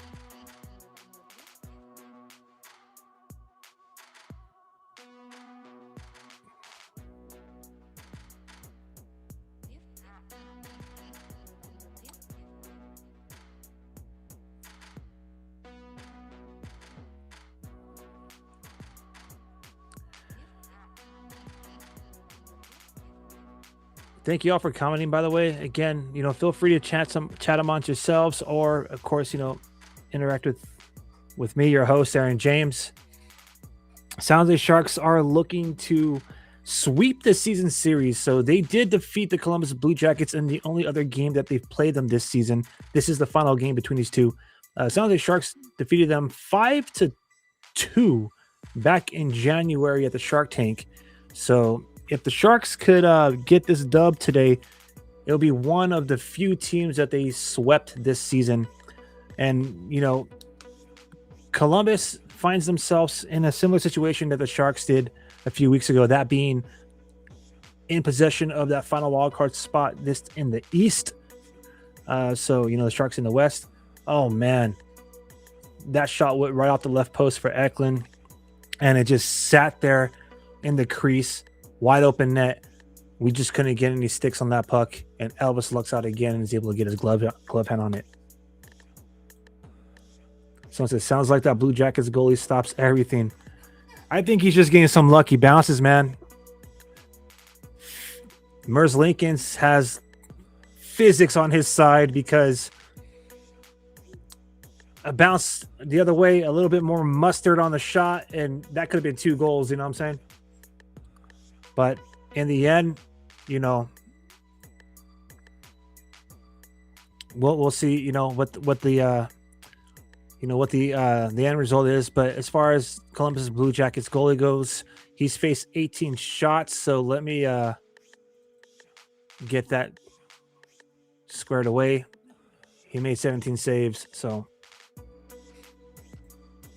Sharks are doing a fantastic job this period, man. Right now, with 18 total shots, 8 of those were in the first, 10 in the second. For the 12 shots for Columbus, they had 9 in that first period, but relatively quiet. Like I said, after that penalty they committed, it seems like the Sharks have had the momentum, and they've been keeping the pressure. Columbus Blue Jackets only have 3 shots on net this period. Amazing that 2 of them didn't become goals, to be 100 with you.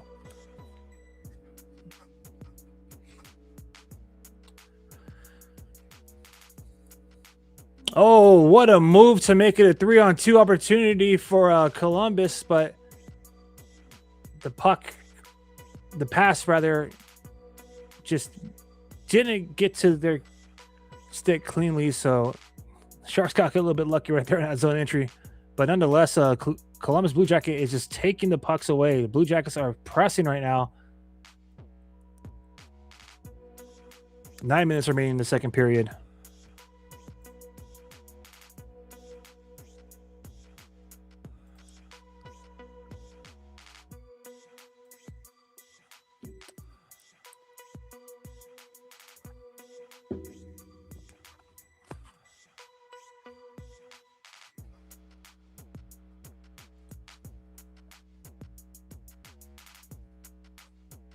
I'll put the music up a little bit, fam.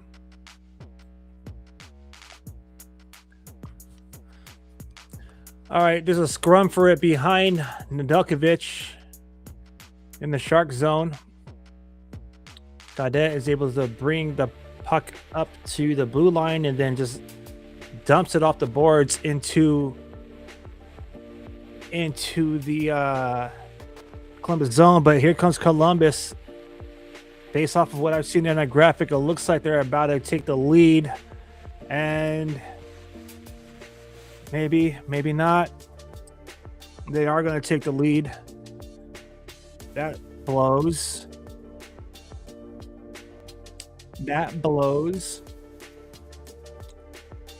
Columbus Blue Jackets take the lead in this game.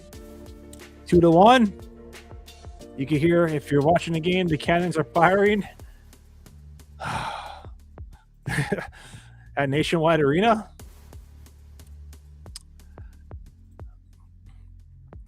Cole Zeelinger gets his 8th of the season at 12 minutes and 9 seconds with a snapshot. Man, they just outworked the Sharks, man. That's pretty much what it came down to. And turnovers. Orlov tried to advance the puck out the zone, turns it over. Provorov gets possession of it, sends it to Zillinger, and he just snaps it home for a 2-1 victory, man. Damn. Now that post from Eki and that little sliver of the puck not crossing the goal line from Celebrini, we're starting to feel it now. Damn. Sharks have been the better team this period, 100. Hands down, the better team this period, but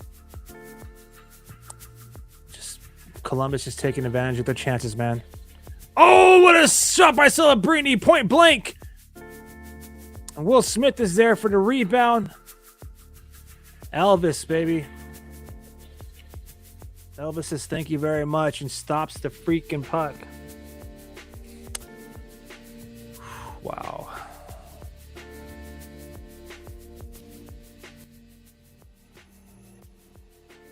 Damn. That's just unfortunate, bro.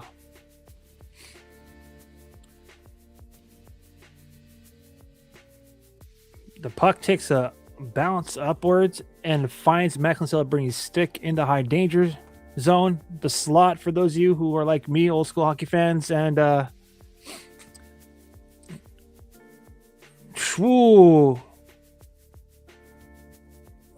bad, reacting to the game there. So face-off win by the Sharks. Kiefer Sherwood with the blast. Kick save by Elvis. And then Dickinson shoots it wide. Wow. All right. Here come the Blue Jackets now. Sam Dickinson gets control of the puck. Kind of struggles by skating into his own guys, but he holds possession of the puck. Gives it to Sherwood. He advances it deep.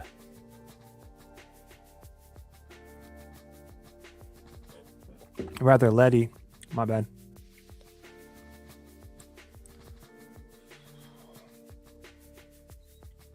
Sharks are playing a little desperate now after that goal. You can see it. A little frantic out there. Wow. It's all right. They're still doing really solid in this game. Definitely The game started out slightly flat for San Jose, but after that late period goal in the first, this has been all of them. They had the power play opportunity. They've been pouring the shots on. Now in this period, they have 13 shots on goal to Columbus's 4. So the Sharks have been playing a pretty damn good game. It's just Blue Jackets they're just getting the lucky chances, man.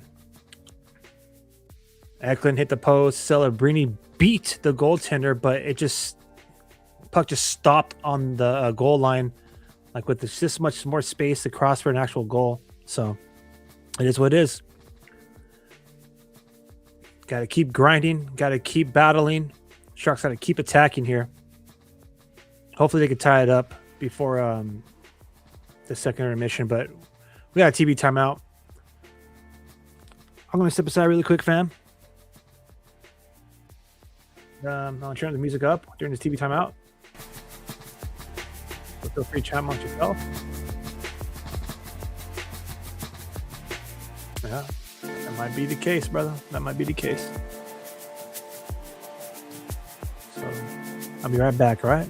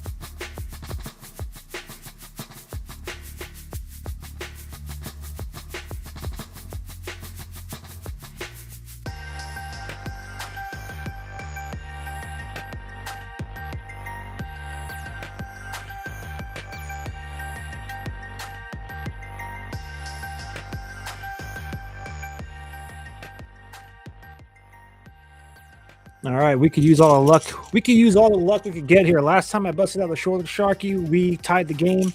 Now I'm gonna bust out the chain here. I'm gonna bust out the chain. Hopefully this right here gives us a little bit more luck. A little bit more luck. We need to tie this game up late in the second. All right. Hopefully we get another power play. We got the chomp going on too. But here we are, suited and booted. Let's go Sharks.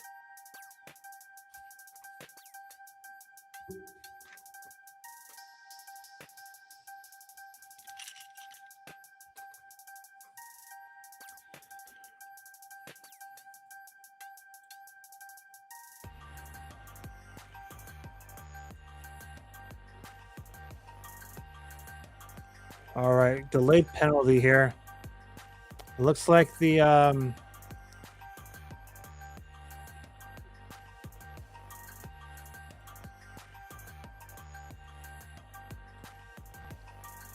looks like San Jose being called for holding. Zach Ostapchuk is called for holding. I don't know about that. That was kind of weak, bro. That was weak. But nonetheless, it's a penalty. So Columbus gets their first opportunity to work on the power play. What an opportune time for them as the momentum is starting to slightly swing their way here. Let's go Sharks. Let's freaking take care of this penalty. Oh, here comes Colin Graff. He's skating, trying to maybe do a shorty here. But he elects to do the smart thing and put it in the deep in the zone here. Marchenko now, zone entry for Columbus. He sends it deep. Columbus kind of blows a tire, so it allows the Sharks to move the puck up. Graff is almost all alone. Nice deke in the center. Oh, nice shot attempt. Short-handed by Colin Graff.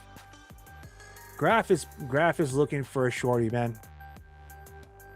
Great stick handling there, puck handling rather, and great deke by Graf to create some space and get a shorthand opportunity. But back to the Columbus power play opportunity here. They're starting to set up. Nice awareness, Nedeljkovic. Good job. Adam Fantilli tried to fool Nedeljkovic by lightweight toe drag, lightweight spinorama, but he tried to tuck it under Nedeljkovic's left skate, but Ned had his glove all over that. So great awareness because he made that save standing up. Great awareness by Alex Nedeljkovic there. 58 seconds remaining in Columbus's power play opportunity. Again, first penalty committed by the Sharks. Zach Ostapchuk gets called for a sus holding call against Ivan Provorov. That was sus, bro.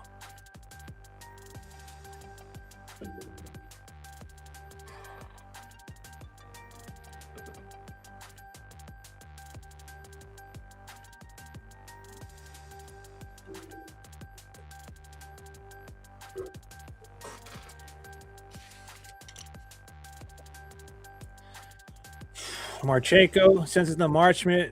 All right, here's an opportunity for Chief Keef. They have reinforcements. Oh, man. He was trying to give it a goodie, but Goodrow was well past the spot that Sherwood passed it to. I think Sherwood anticipated that Goodrow was going to be at the point, but he was already driving down the slot. But nonetheless, the Sharks do kill the penalty.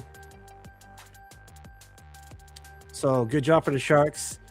The fact that they had a couple of shorthand opportunities there is great because that's what you call a momentum building penalty kill.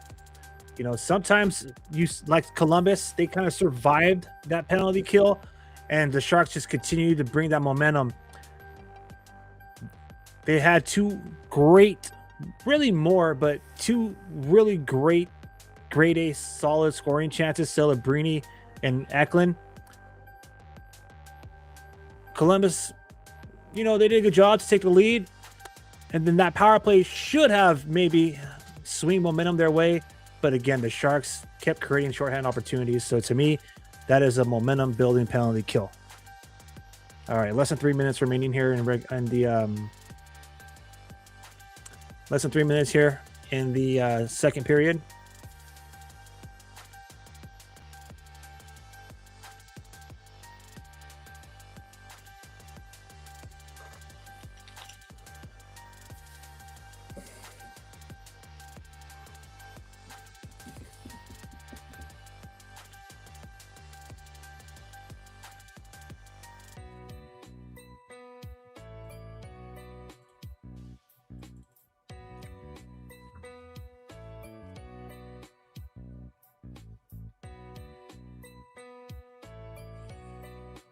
That's hilarious. That's the first time I've seen the home broadcast plug subscribe to us on YouTube in the broadcast. Why? Do that for a commercial, man. Anyways, it's hilarious. They put a little graphic.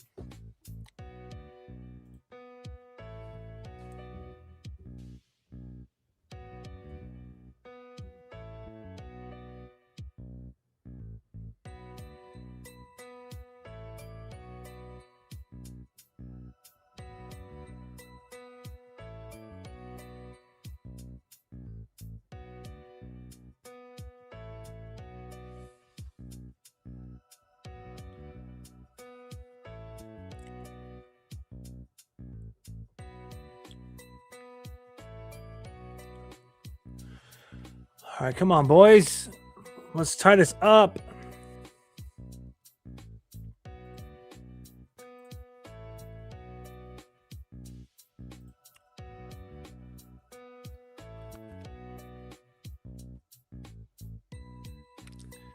About 90 seconds remaining now in the second period here.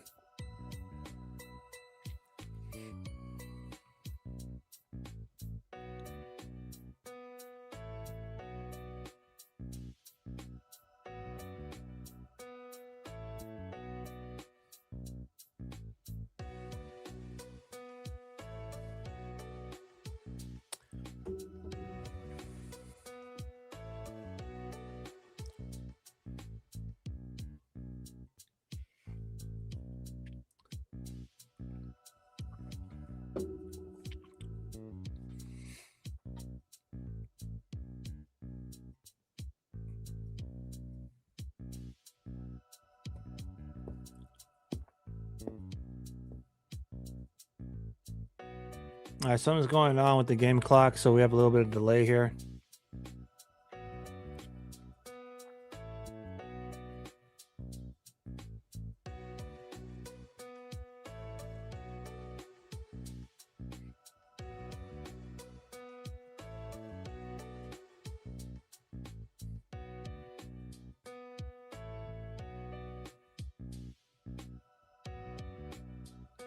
Okay.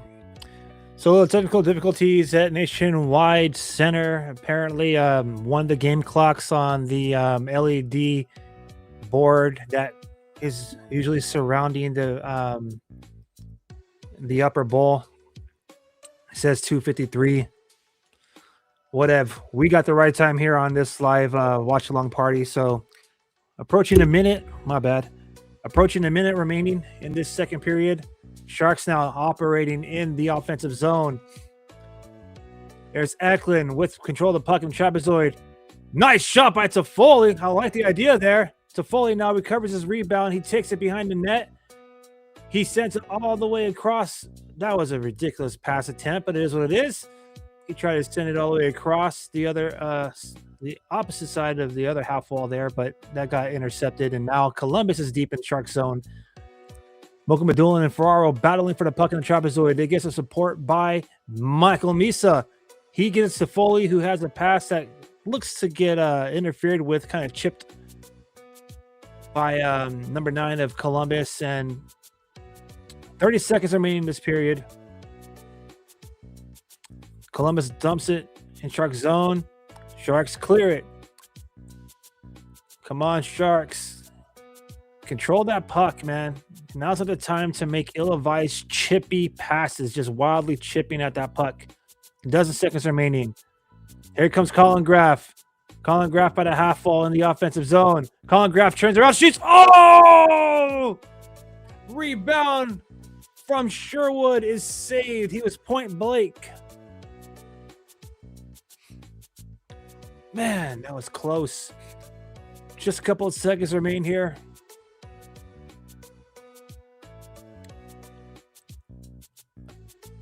I don't know if Graff was trying to pass it or shoot it there, but nonetheless, he looked like he was going to do a wraparound.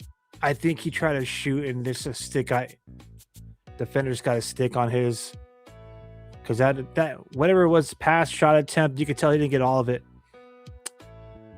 All right, that's it, baby. That's the second period.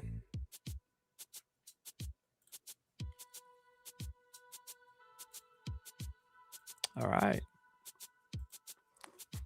That's not a bad period from San Jose. Definitely one of the more entertaining periods during the 6-game losing streak, that's for sure. All right. Let's just chill for a second, huh? Let's just kind of relax. Let's put the beats up here.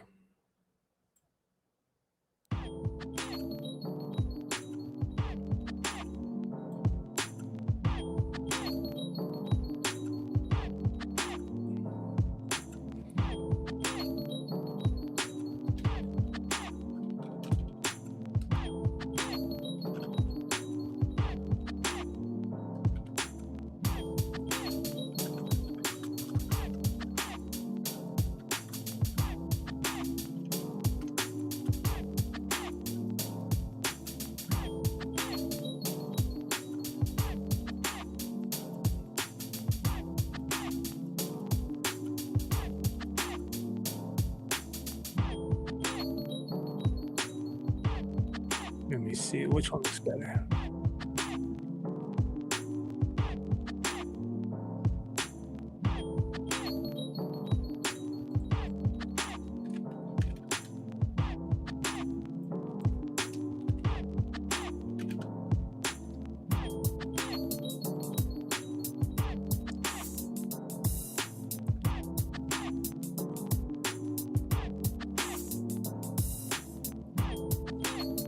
There you go.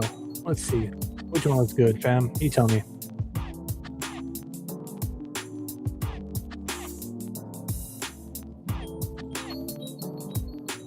Maybe just there.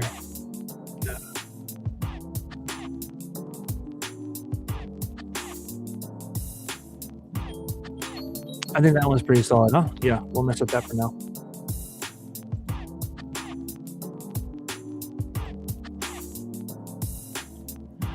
All right, so where are you joining us from, fam? I want to hear from you out there.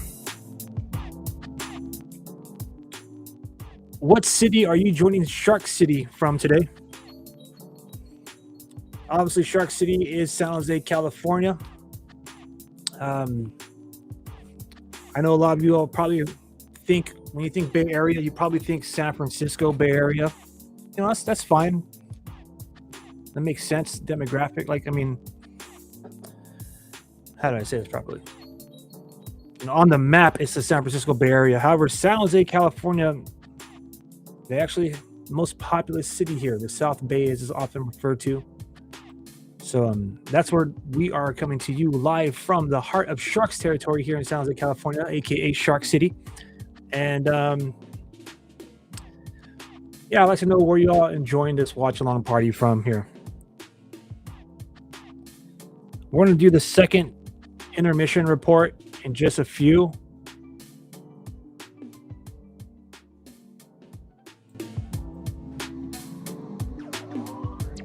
Yo, Baltimore, what's up, man? Welcome to the stream. That's what's up. That is what's up.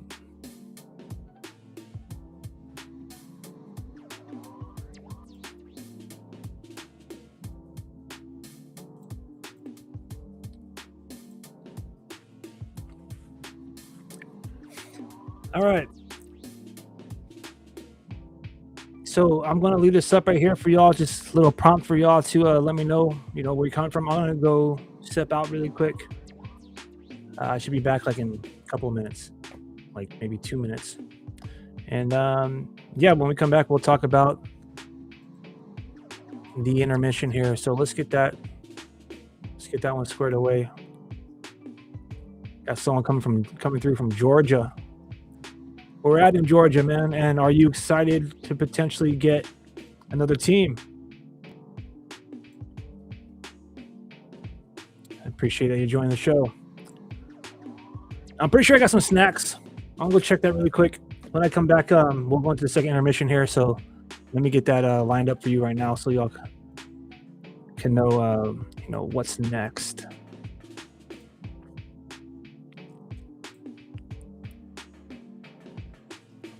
For now, just follow the prompt. Let me all know where are you enjoying this stream from.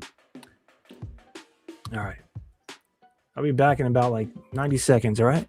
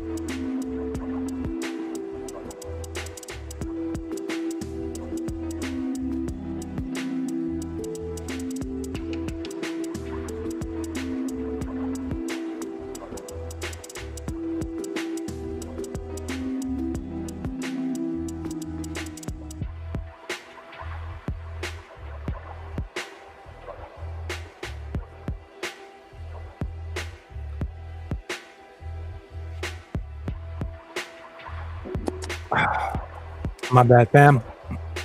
I need that energy there. All right. So we got someone said Columbus, Georgia. That's what's up, bro. That's what's up.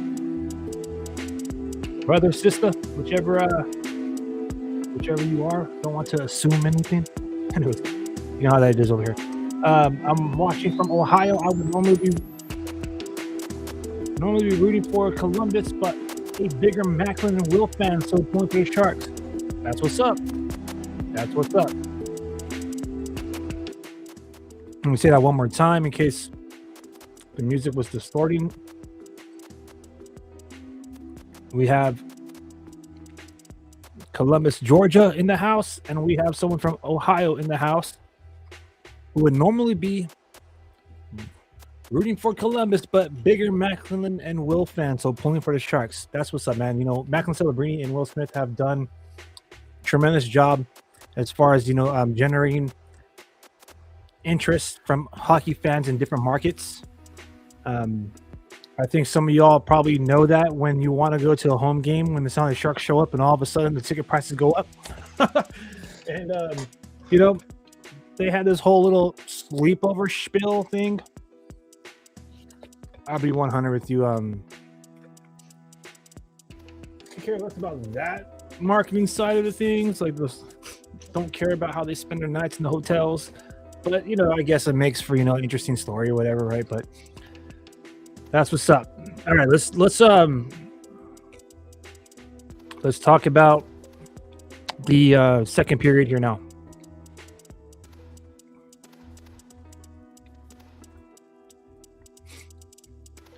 All right, so, and you know what? I'll just leave that prompt up just for anyone else that would like to share where they're joining us from while we do the intermission show. All right. The San Jose Sharks are trailing this one after 48 minutes by a score of 2-1. Columbus took the lead a little bit midway through that second period at 12 minutes and 9 seconds. Cole Sillinger got his 8th goal of the season. Pretty much Columbus out-hustled the Sharks. Ill-advised stretch pass from behind the goal line by Dmitry Orlov, trying to connect with Will Smith, who was at the point in the defensive zone. It was intercepted by, I'm going to try to say his name correctly, so pardon me if I get it wrong. Provorov, pardon me. So that gets intercepted. The pass attempt to the point to Smith by Orlov gets intercepted, and then Cole Sillinger essentially just with attacking the high danger slot was found uncontested there because Igor Trenishov more than likely took his attention off of his man and to the puck carrier, which is something that the San Jose Sharks are guilty of doing often. And Cole Sillinger had pretty much an opportunity, just like the first shot on goal at the start of the game, one-on-one essentially with Alex Nedeljkovic, and he beat him cleanly. Let's see where that was exactly. So that was 27 feet away at a 17-degree angle. So that's like right at the edge, almost at the hash marks between the two face-off circles in the Shark zone. And yeah, he just snapped, shot it, beat Nedeljkovic, and made it 2-1. So let's go into some of the stats now. Shots on goal for the San Jose Sharks, 26. For the Columbus Blue Jackets, 17. San Jose Sharks poured 18 shots on net in that second frame, where Columbus only put up 8. Honestly, looking at this team, I mean, if you were to look at these stats on paper, you would think that the San Jose Sharks deserve to win this game. And if you go to moneypuck.com right now, they actually have a deserve to win-o-meter at 79%. So the San Jose Sharks have absolutely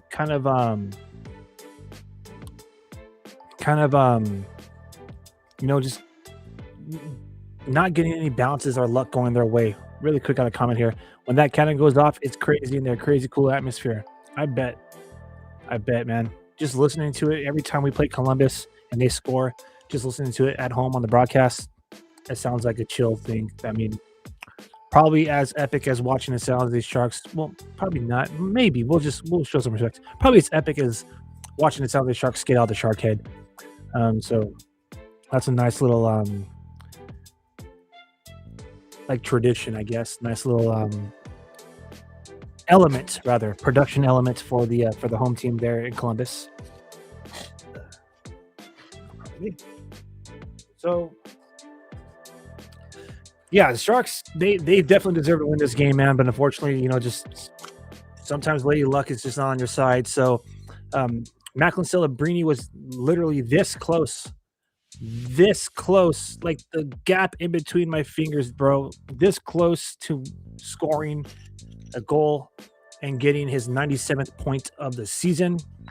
Unfortunately, that puck just stood on the line. If I can give you another visual demonstration here, which I will. If this book represents the goal line, the puck literally was like that, bro. Like that. Let me flip it this way so you can see it. The puck was literally like that. Just resting on that goal line, bro. Yo, what up? We got another person coming through from Australia.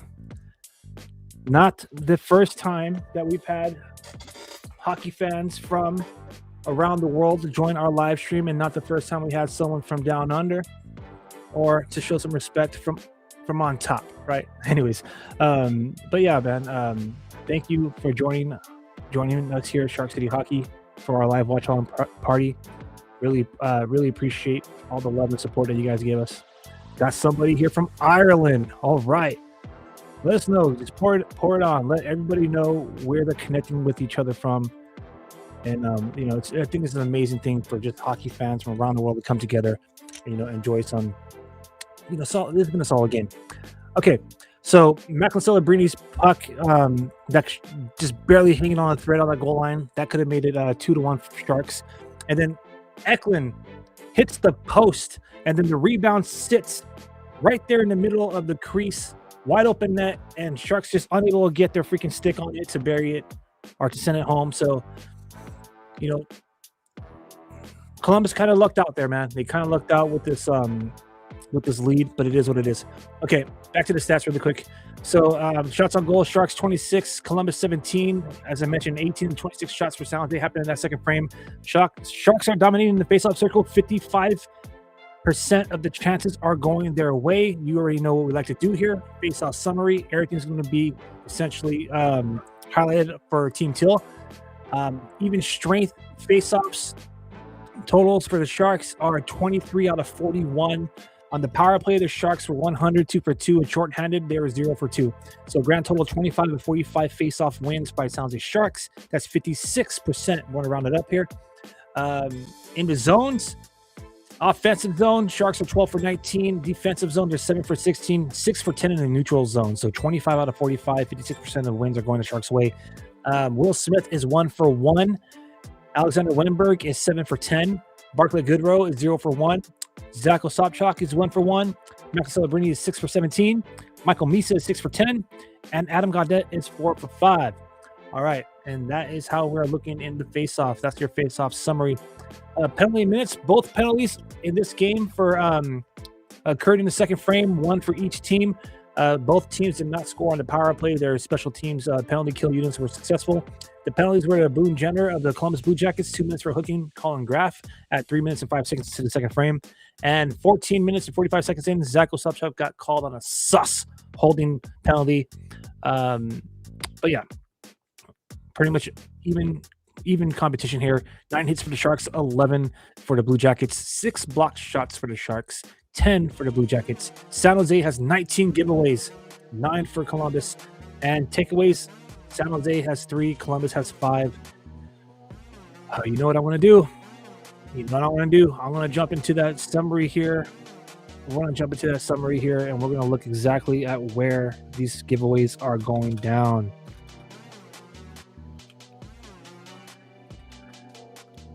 I think it's important to figure out where the giveaways happen. All right, so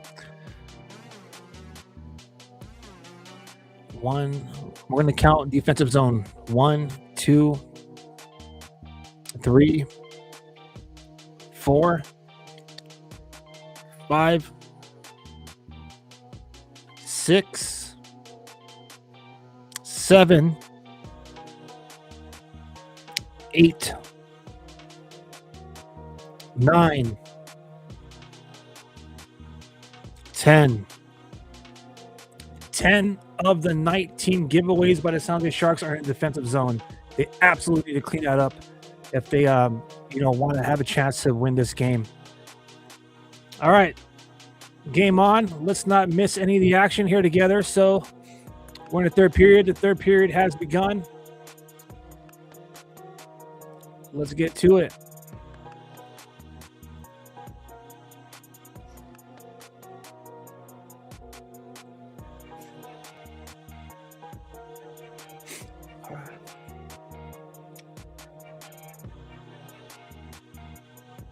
I did say 19 giveaways, majority of them in the defensive zone.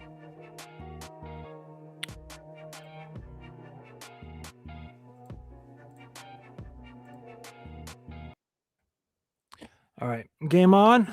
Let me get my headphones on so I can listen.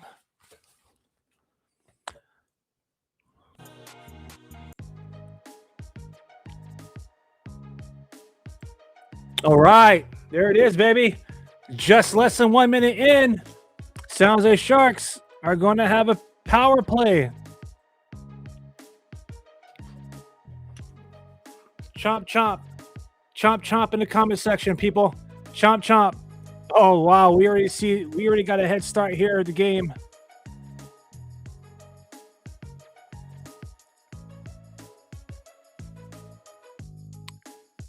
All right, here we go.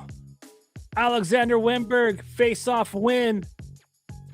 Shot from Macklin Celebrini. He scores! Macklin Celebrini gets his 97th point of the season. Macklin Celebrini, baby. He's off the schneid. Let's go. Let's go.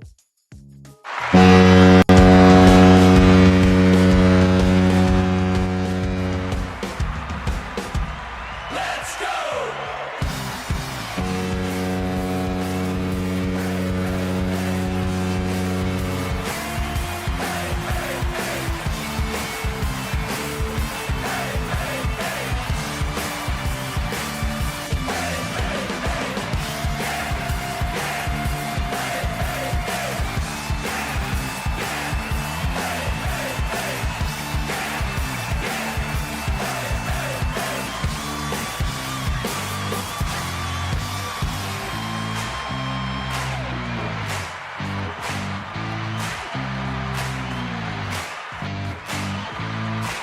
Yeah, baby. Let's go! All right. That's what's up, baby. San Jose Sharks goal. They tied this game up, courtesy of Macklin Celebrini on the power play, just 57 seconds into the third period. Assisted by Dmitry Orlov, his 27th assist of the season, and Alexander Wimberg, his 32nd assist of the year. San Jose Sharks tied this game up. We're gonna have ourselves a nice little mini game here as Macklin Celebrini, love it. He scored from 56 feet away, practically at the blue line. That shot had a 45% chance of scoring, 87% chance of being on net, but this is Macklin Celebrini. So, damn, what a freaking shot. What a goal. Sharks are back in this game. Let's go, baby. Let's go.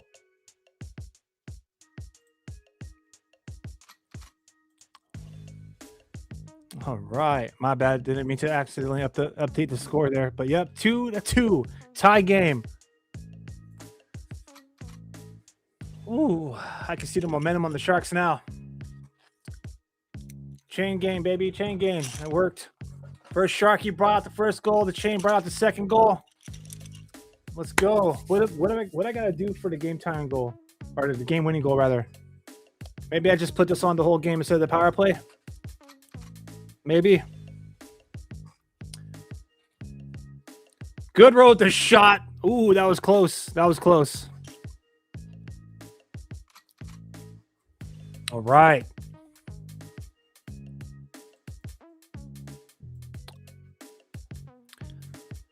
Let me know who y'all think is going to get the next goal in the comment section. Who scores next? San Jose Sharks or Columbus Blue Jackets?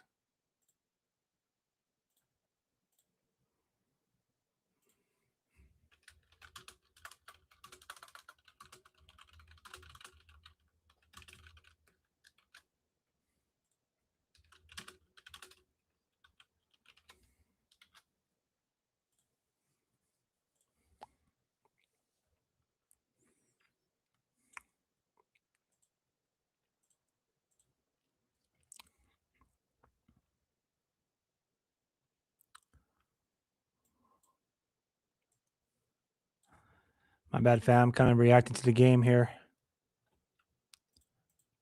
Kind of watching it, rather.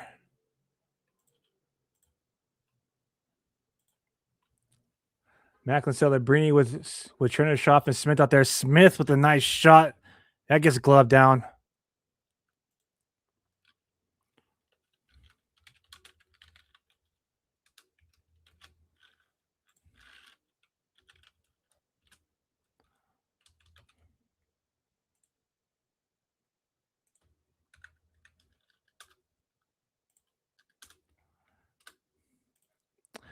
Updating my stats here for y'all. Thank you for sticking along with me while I have a little bit they call radio silence. That's exactly what the Sharks needed to start this period, man. Beautiful power play goal.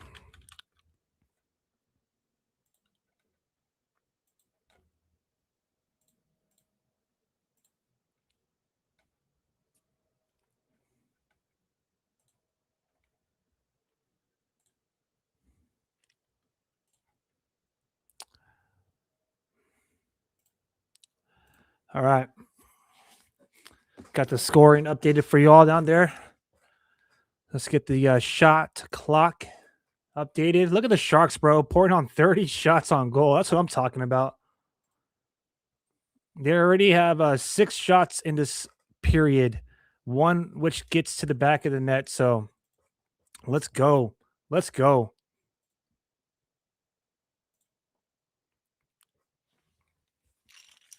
Sharks do look good this period, man.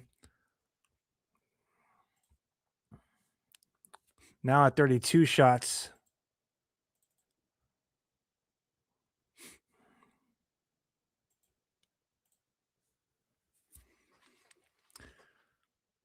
Yeah. Let's go. We need one more. Break that tie.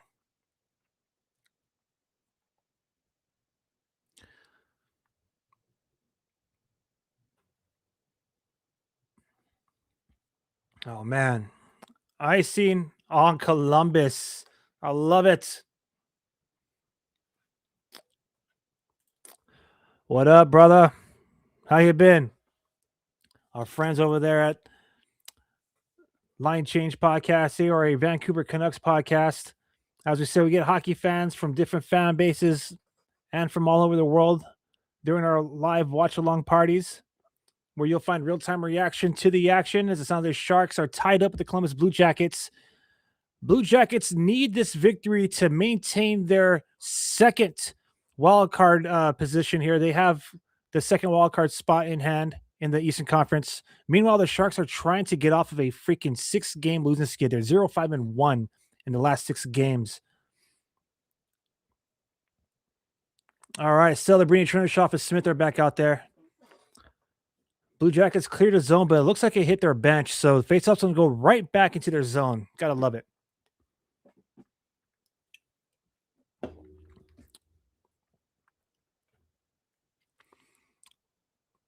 So we have Ireland, Australia, and Canada in the house. People from Ohio, Georgia, Baltimore, Maryland, and of course everybody who's watching around, Sharks territory. Thank you all for joining me this afternoon for some Sharks hockey. Will Smith had opportunity to set up Chernishoff in the slot, but Columbus was anticipating that pass. Zone entry in the Sharks.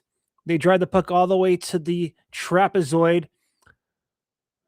Sam Dickinson wins that battle, takes a puck away from Columbus' stick. Oh, they hold the zone at the blue line.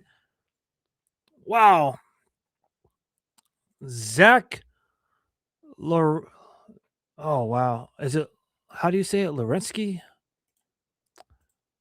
Let me look at this really quick. That was crazy. Oh, that was scary. 2 Blue Jackets. I don't. Wow, my bad. I was watching a replay right there. So, was that 8 or 9? I think that was number 8. Zach Werenski got the shot off, but he had an option there on his right side on the slot while another Blue Jacket was screening Ned.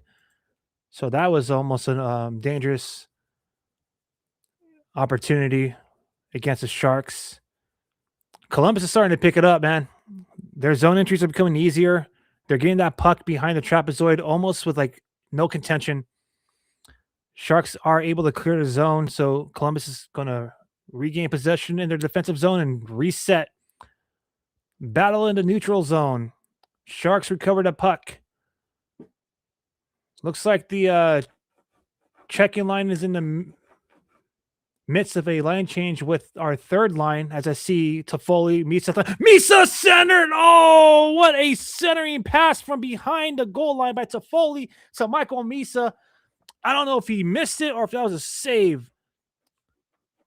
That was a save by Elvis. My gosh.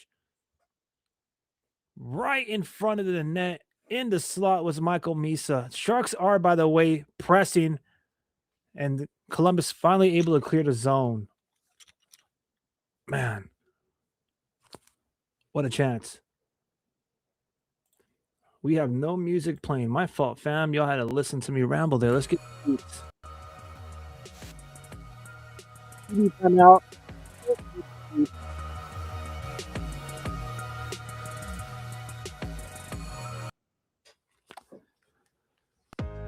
Whew, what a game. You know what? For you San Jose hockey fans, in a couple hours, so after this game should be over within the hour. At 6 p.m. Shark City hockey time, the San Jose Barracuda are going to be in action. So, great hockey day for San Jose fans, as both the NHL and AHL teams are in action. So right now, let me update the shot clock right here. I was kind of guilty of just kind of watching. Every now and then I kind of just zone out and watch the game. 7 shots on goal this period for the Sharks for 33 total, 3 for Columbus. They got 20. This is looking like a good period for San Jose. Of course, it's still a tie game, so we have to make sure that we play, as crazy as it's going to sound, mistake-free hockey. And I say it sounds crazy because usually the Sharks, the third period tends to be their biggest rival. So, hopefully they can get it done, man. But I'm going to go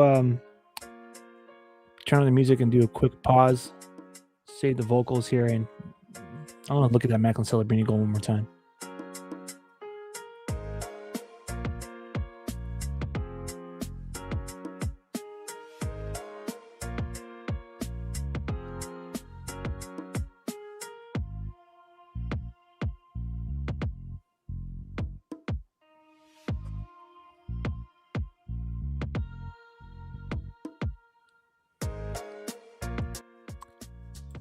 All right, game on here.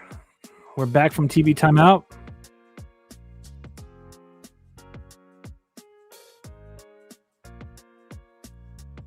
Face off coming at center ice. Won by Columbus. Sharks battling for the neutral zone. That's Shakir McMandoulin. He does win the battle. He's able to get it into the Columbus Blue Jackets zone, but they recovered the puck. All right, zone exit and then zone entry. Columbus almost runs each other. That gives us the puck. Here's Eklund waiting for reinforcements. Ferraro has his hands up. I think he wanted a hooking or holding call there on the zone entry. But that was a great chance for San Jose right there to try to get the leading goal. That was a good opportunity there.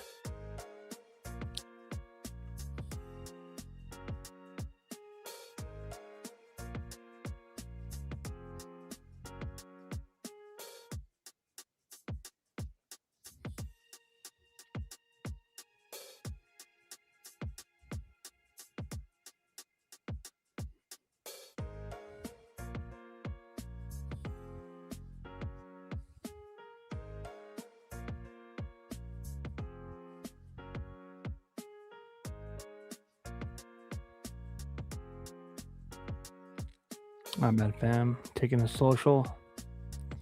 Got to keep the rest of the Shark City hockey community updated here. Oh, man. Columbus is pressing right now.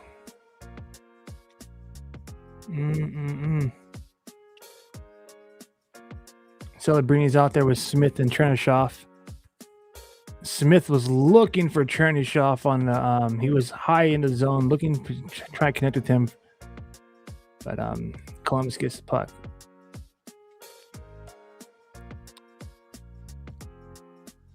All right, we're almost halfway through this third period here.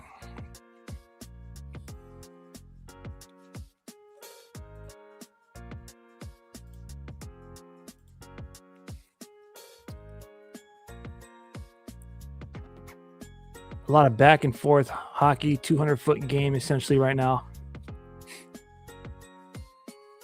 Toffoli is out there. Toffoli line. That means you see Graf and Misa as well. Misa in the neutral zone. Dumps it. Elvis comes out to play the puck of the trapezoid. Oh! He almost stumbles on that pass attempt. He's able to regain his footing, but they cleared the zone, so, no harm, no foul. Here comes McMandoulin from his own zone. Passes to the neutral zone to Michael Misa. Michael Misa now trying to pick up some speed. Attempted a draw pass for McMandoulin, but that gets into the skates of the Blue Jackets defender. Blue Jackets now with the puck. Oh, nice dump pass. Here they come 3-on-2 Columbus. Great stand-up save by Nedeljkovic. Didn't really need to drop into a full butterfly there. Great positioning and awareness by Nettie. Halfway through this third period.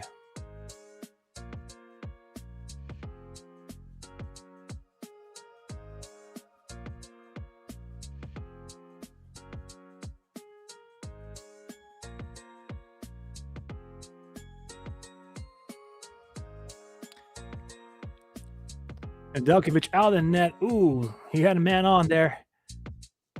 He was able to get that puck to his intended forward. Sharks clear it, and they go on a line change. My bad, fam. Give me a second.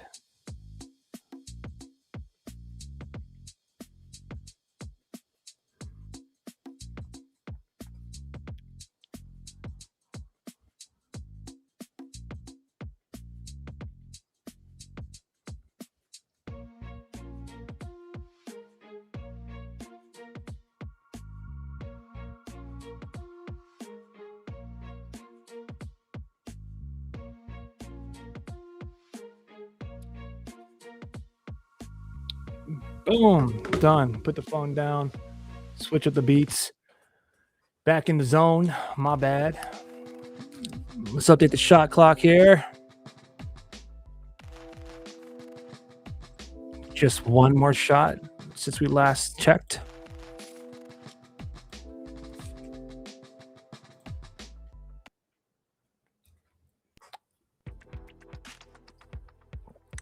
This game is starting to, I don't want to say slow down, but I would say that the aggressiveness is kind of being toned down from both squads, but Sharks still getting the better chances. Here comes Will Smith. Oh, man. He tried to wind up to shoot it and then just gets it taken away. Here comes Celebrini, zone entry with speed around the net, looking for a pass, possibly. Circles all the way from the trapezoid to the blue line. Drops it to Orlov. Orlov shoots it from the half wall. Traffic. The puck is in there somewhere by the crease. Makes its way to behind the goal line. And the Blue Jackets are able to clear.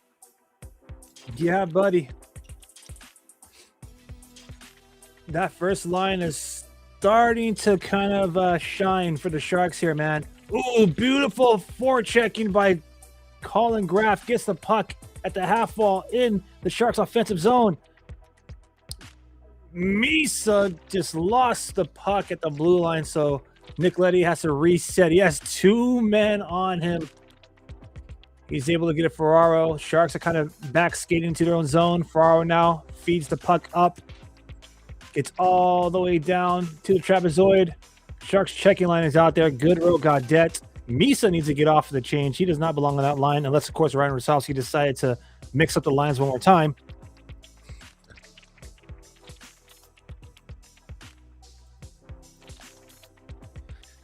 Oh, no! Columbus with an opportunity, and that right there looked like it went wide. We'll see. Was that a save? Less than 7 minutes remain, fam.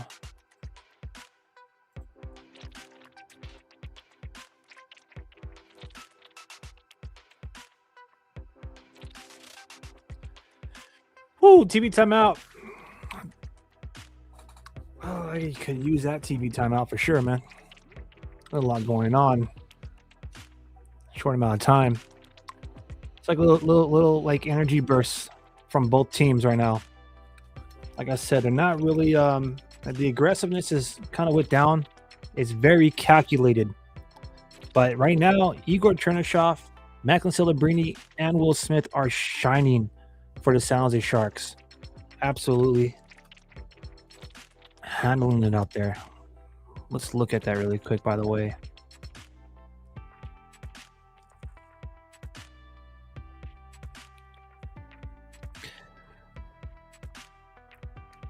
So shot attempts shots for, 64% of the shots for are coming from that line.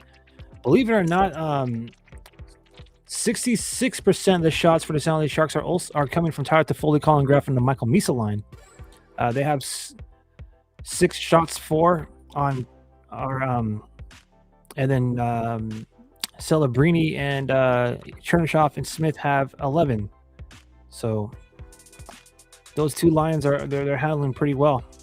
And surprisingly, Goodrow, Gaudette, and Ostapchuk have 50% of the shots for. So that Smith, Celebrini, Chernyshov line, they're kind of handling it right now. They're getting 27% of the even strength shifts. So they've all logged a little over 10 minutes now. But surprisingly and quietly, I guess, rather, that Toffoli, Graff, and Misa line probably honestly driven more by Graff and Misa. Nope, not trying to throw any shade on Toffoli because he's setting them up. But they're producing just a little bit more, if not as well as that first line. So these future Sharks are handling, baby. Someone makes a comment, Mac and Will should stay together for good. Yep, they should. I remember at the beginning of the season, they decided to make Will Smith play on the wing. And, dude, it's been outstanding. I mean, the only thing I would say that I would have against that is, in many ways, with Smith being on the wing of Celebrini, he kind of takes like a back seat or a passenger seat, rather. Like, they drive a lot of the offense through Celebrini. But, and, I would like to see him kind of get let loose a little bit. Like, he was supposed to be a second line center. But I'm not mad at it. We got Michael Misa, who undoubtedly will take the second line center. Honestly, I know a lot of it's on Celebrini right now, But I've said this before. I'm just going to say it one more time for everybody watching there. I would not be surprised if by this time next year, Misa is our best player. Honestly, they had him on a development plan. He's not getting too much ice time. Like he ain't getting too many minutes. Not getting those top 6 forward minutes really. But I guarantee you, man, when they let him loose, when they set him free, that guy is going to be outstanding. But we'll have to just wait. Right now, we can enjoy the Macklin Celebrini show.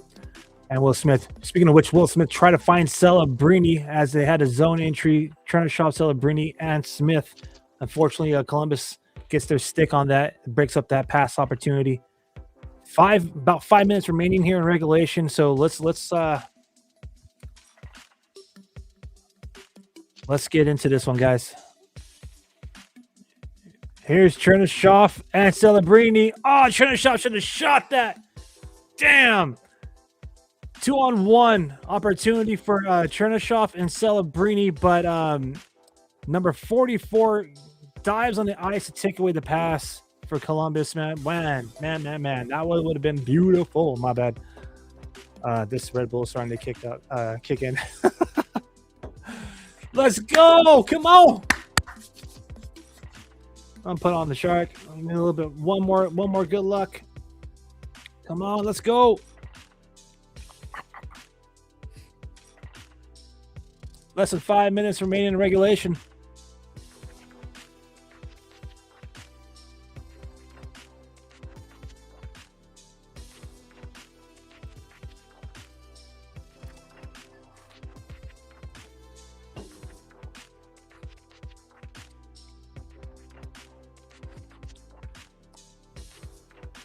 Again, if the Sharks win this game, their chances of making it to the playoffs increase by like 14%. That's regardless if they win in overtime or regulation. Obviously, we want to get this dub in the next 4 minutes. We want to secure the victory in the last remaining 4 minutes here. If you're a Detroit Red Wing fan, you definitely do not want to see the Blue Jackets earn another point. So I would love to see the Sharks kind of start to fudge with the playoff destinies of other teams here, as we are kind of like hanging on a thread for our own playoff chance.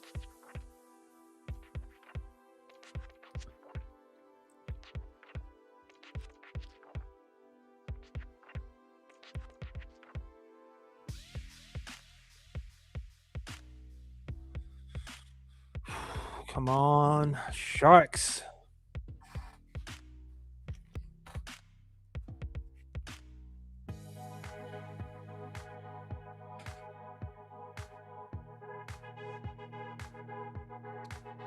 I might be a little quiet here on this one, fam, because I definitely be watching this game right now. I'm zoned in. Eklund with the puck by the half wall, gives it back behind the goal line to Chief Keefe. Wenberg in a trapezoid. Clearing attempt by Columbus is held in by Nick Leddy. Alex Wenberg now drops it to Sam Dickinson. He shoots. That is saved. Eklund gets the rebound. Sends it to Smith. Well, Smith's out there. Looks like they're doing a change on the fly. Oh, yeah. Eklund takes Werenski down to the ice. Werenski takes exception to that. Looks like he kind of cross-checked Eklund on his way out to a line change. Nonetheless, Russell letting him play here as we're about 90 seconds away from needing some overtime, some extra time here. Nice! Celebrini at the puck. Columbus turns it over. He tried to give it to Smith, but that gets broken up. Columbus now. Oh, they beat our defenders. Ferraro and Shakir McMandoulin are trying to contain the puck and collapsing on the puck carrier there. Celebrini enters the zone. Drops to Smith. What a shot by Chernyshov! He scores! Woo! Yeah, baby! Let's go! Let's go!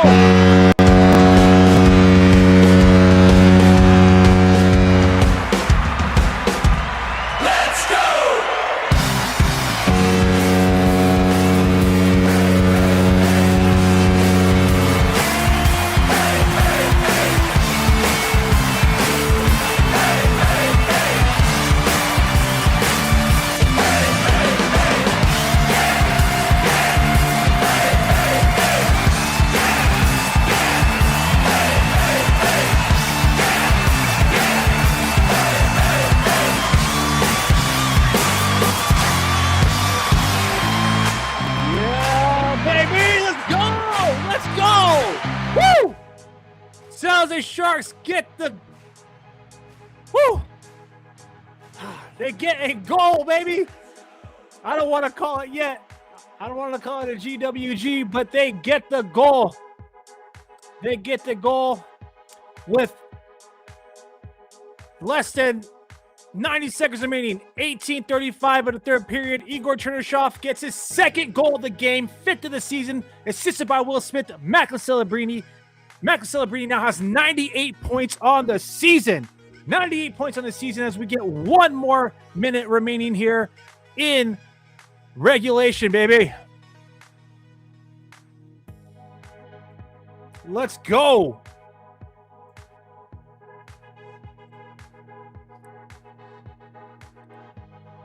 Elvis has left the building. Elvis, the goaltender for Columbus, is not in net. Extra attacker out for Columbus. Let's go. Sharks ice the puck. Not a good idea.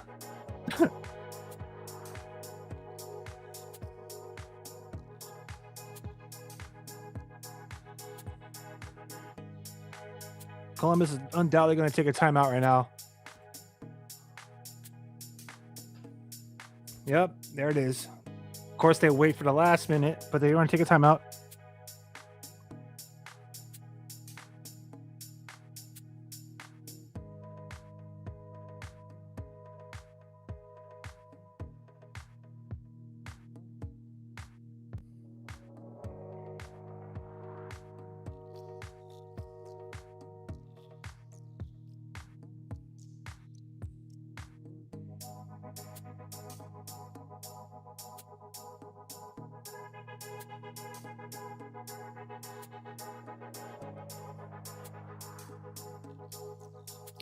My bad, fam.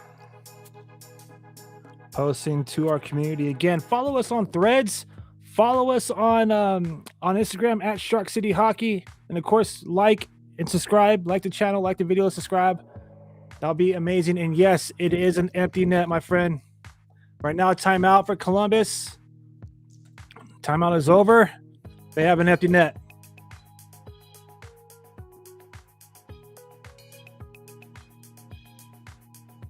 Let's go. Win this face off. Let's do this. Let's do this.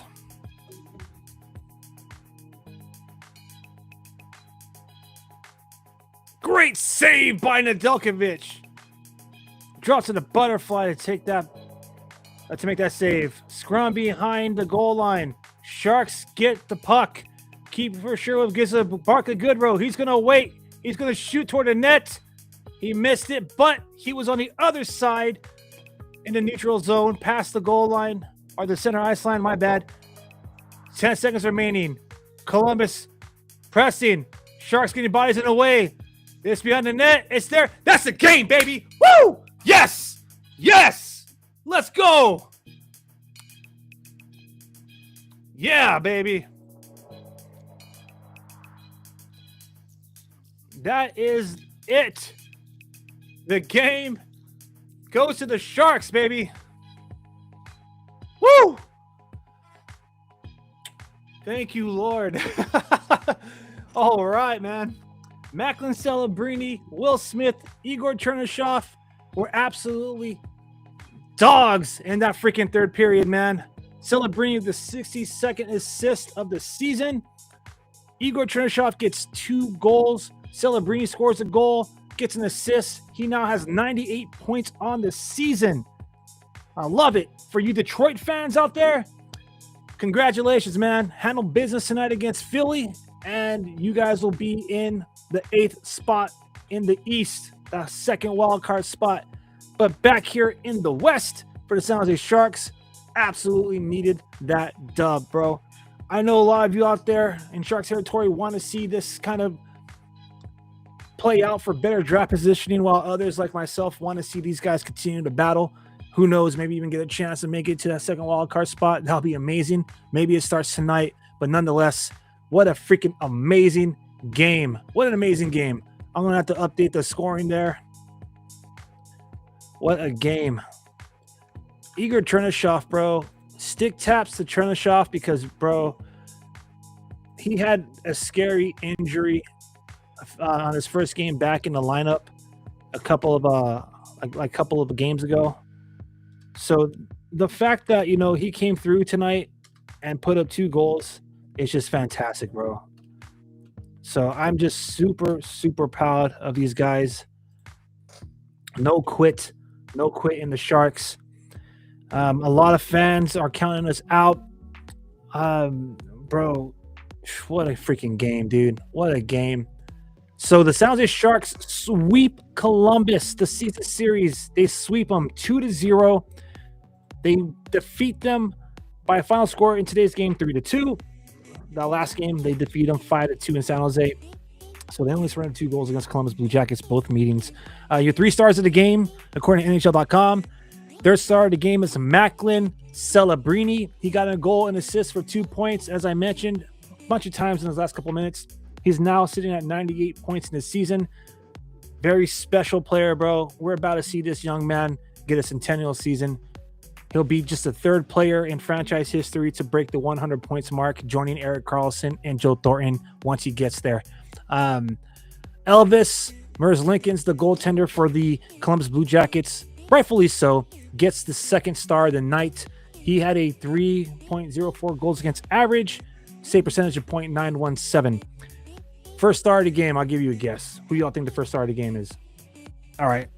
Igor Chernyshov, 2 goals tonight. Scores his 4th and 5th goal of the season. Both primary assists by Will Smith. So he also has a multi-point game. Wow. What a game, baby. Snapping a 6-game losing streak. We absolutely needed that win. All right. That was fun, fam. That was fun. Thank you for spending the last few hours with me here for this live watch-along party with real-time reaction to the action as the San Jose Sharks have finally ended the losing streak. They win this game by a final score of 3-2. This game was impressive. The Columbus Blue Jackets had puck possession for 54% of the game. All right, so let's for the sake of it, let's kind of wrap up this show here. We'll do a little post game. Why not? While we're here. Thank you. Let's just go over the stats one more time before we call it a night.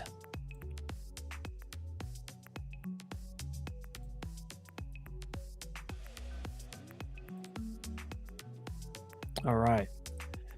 So let's go over those stats. Shots on goal for San Jose Sharks, 36-24 for Columbus. San Jose, they're controlling the faceoff dot until that last period.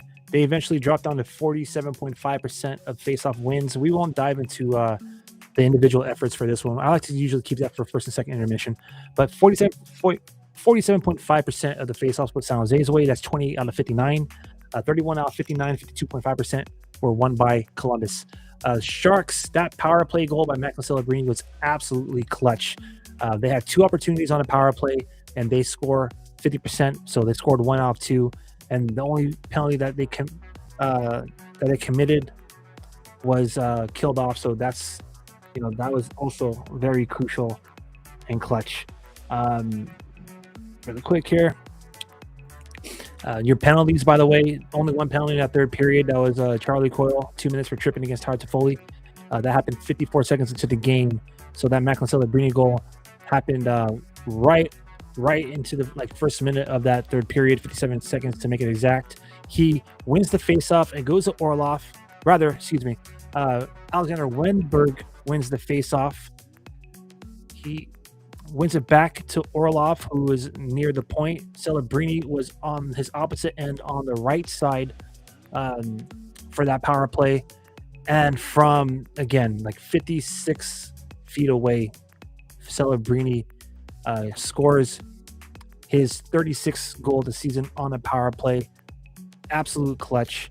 As far as the Igor Chernyshov game-winning goal, that line has just been handling it. And they really all started off with Igor Chernyshov, man. He gets possession of the puck in his own zone, passes the puck off the boards to Will Smith, who's making a zone exit. He passes it across in the neutral zone to Celebrini, who then takes it through center ice into the zone. Drop passes it back toward the blue line to Will Smith, who's now more center. Igor Chernyshov drifts toward the left circle. That's going to be the right side of the netminder for Columbus. He then passes it to Chernyshov, who's kicking it almost in the center of that faceoff circle. He snaps it home at 18:35 for the game-winning goal, his 5th of the year. And some more stats really quick as we wrap this up. 16 hits for the Sharks, 17 for the Blue Jackets, 8 block shots for San Jose, 11 for Columbus, 25 giveaways on the night for San Jose. Thank goodness we got away with this victory. 12 for Columbus, 4 takeaways for San Jose, 6 for the Blue Jackets. Either way, San Jose sweeps the season series 2-0. And that right there was your hockey game. I want to say another quick shout out and thank you to everybody who has been joining me for these past few hours here as we had real-time reaction to the action. This watch-along party, this premium live stream is presented by Shark City Hockey. I am your host, Aaron James. Thank you for interacting with me throughout the live stream. Thank you for coming through and from everywhere, man. Ireland, Australia, Canada. We have around the states, we have fans from Maryland, Georgia, Ohio, and all those who were just kind of kicking it and enjoying it. I appreciate you all wherever you're coming from, are coming through from in Sharks territory. Again, final score is San Jose Sharks 3, Columbus Blue Jackets 2.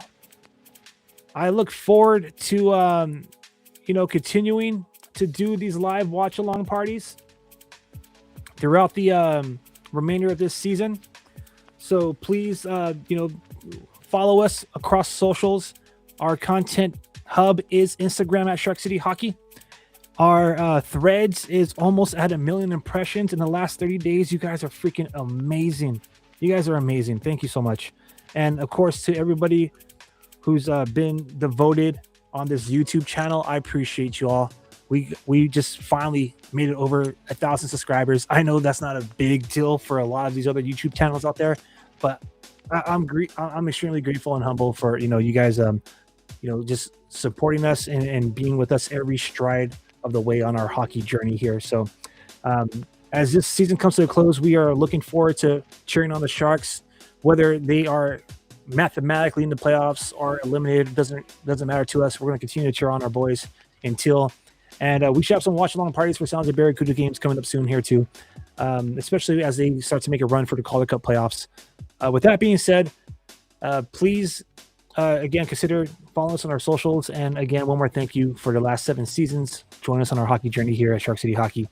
And with that, y'all have a great rest of your night, your morning, or your afternoon, or depending on wherever it is you're joining us around the world for today's watch along party. All right, signing off for reals this time. I am Aaron James. This has been such a blast. Y'all have a great rest of your day, morning, night, afternoon. See ya.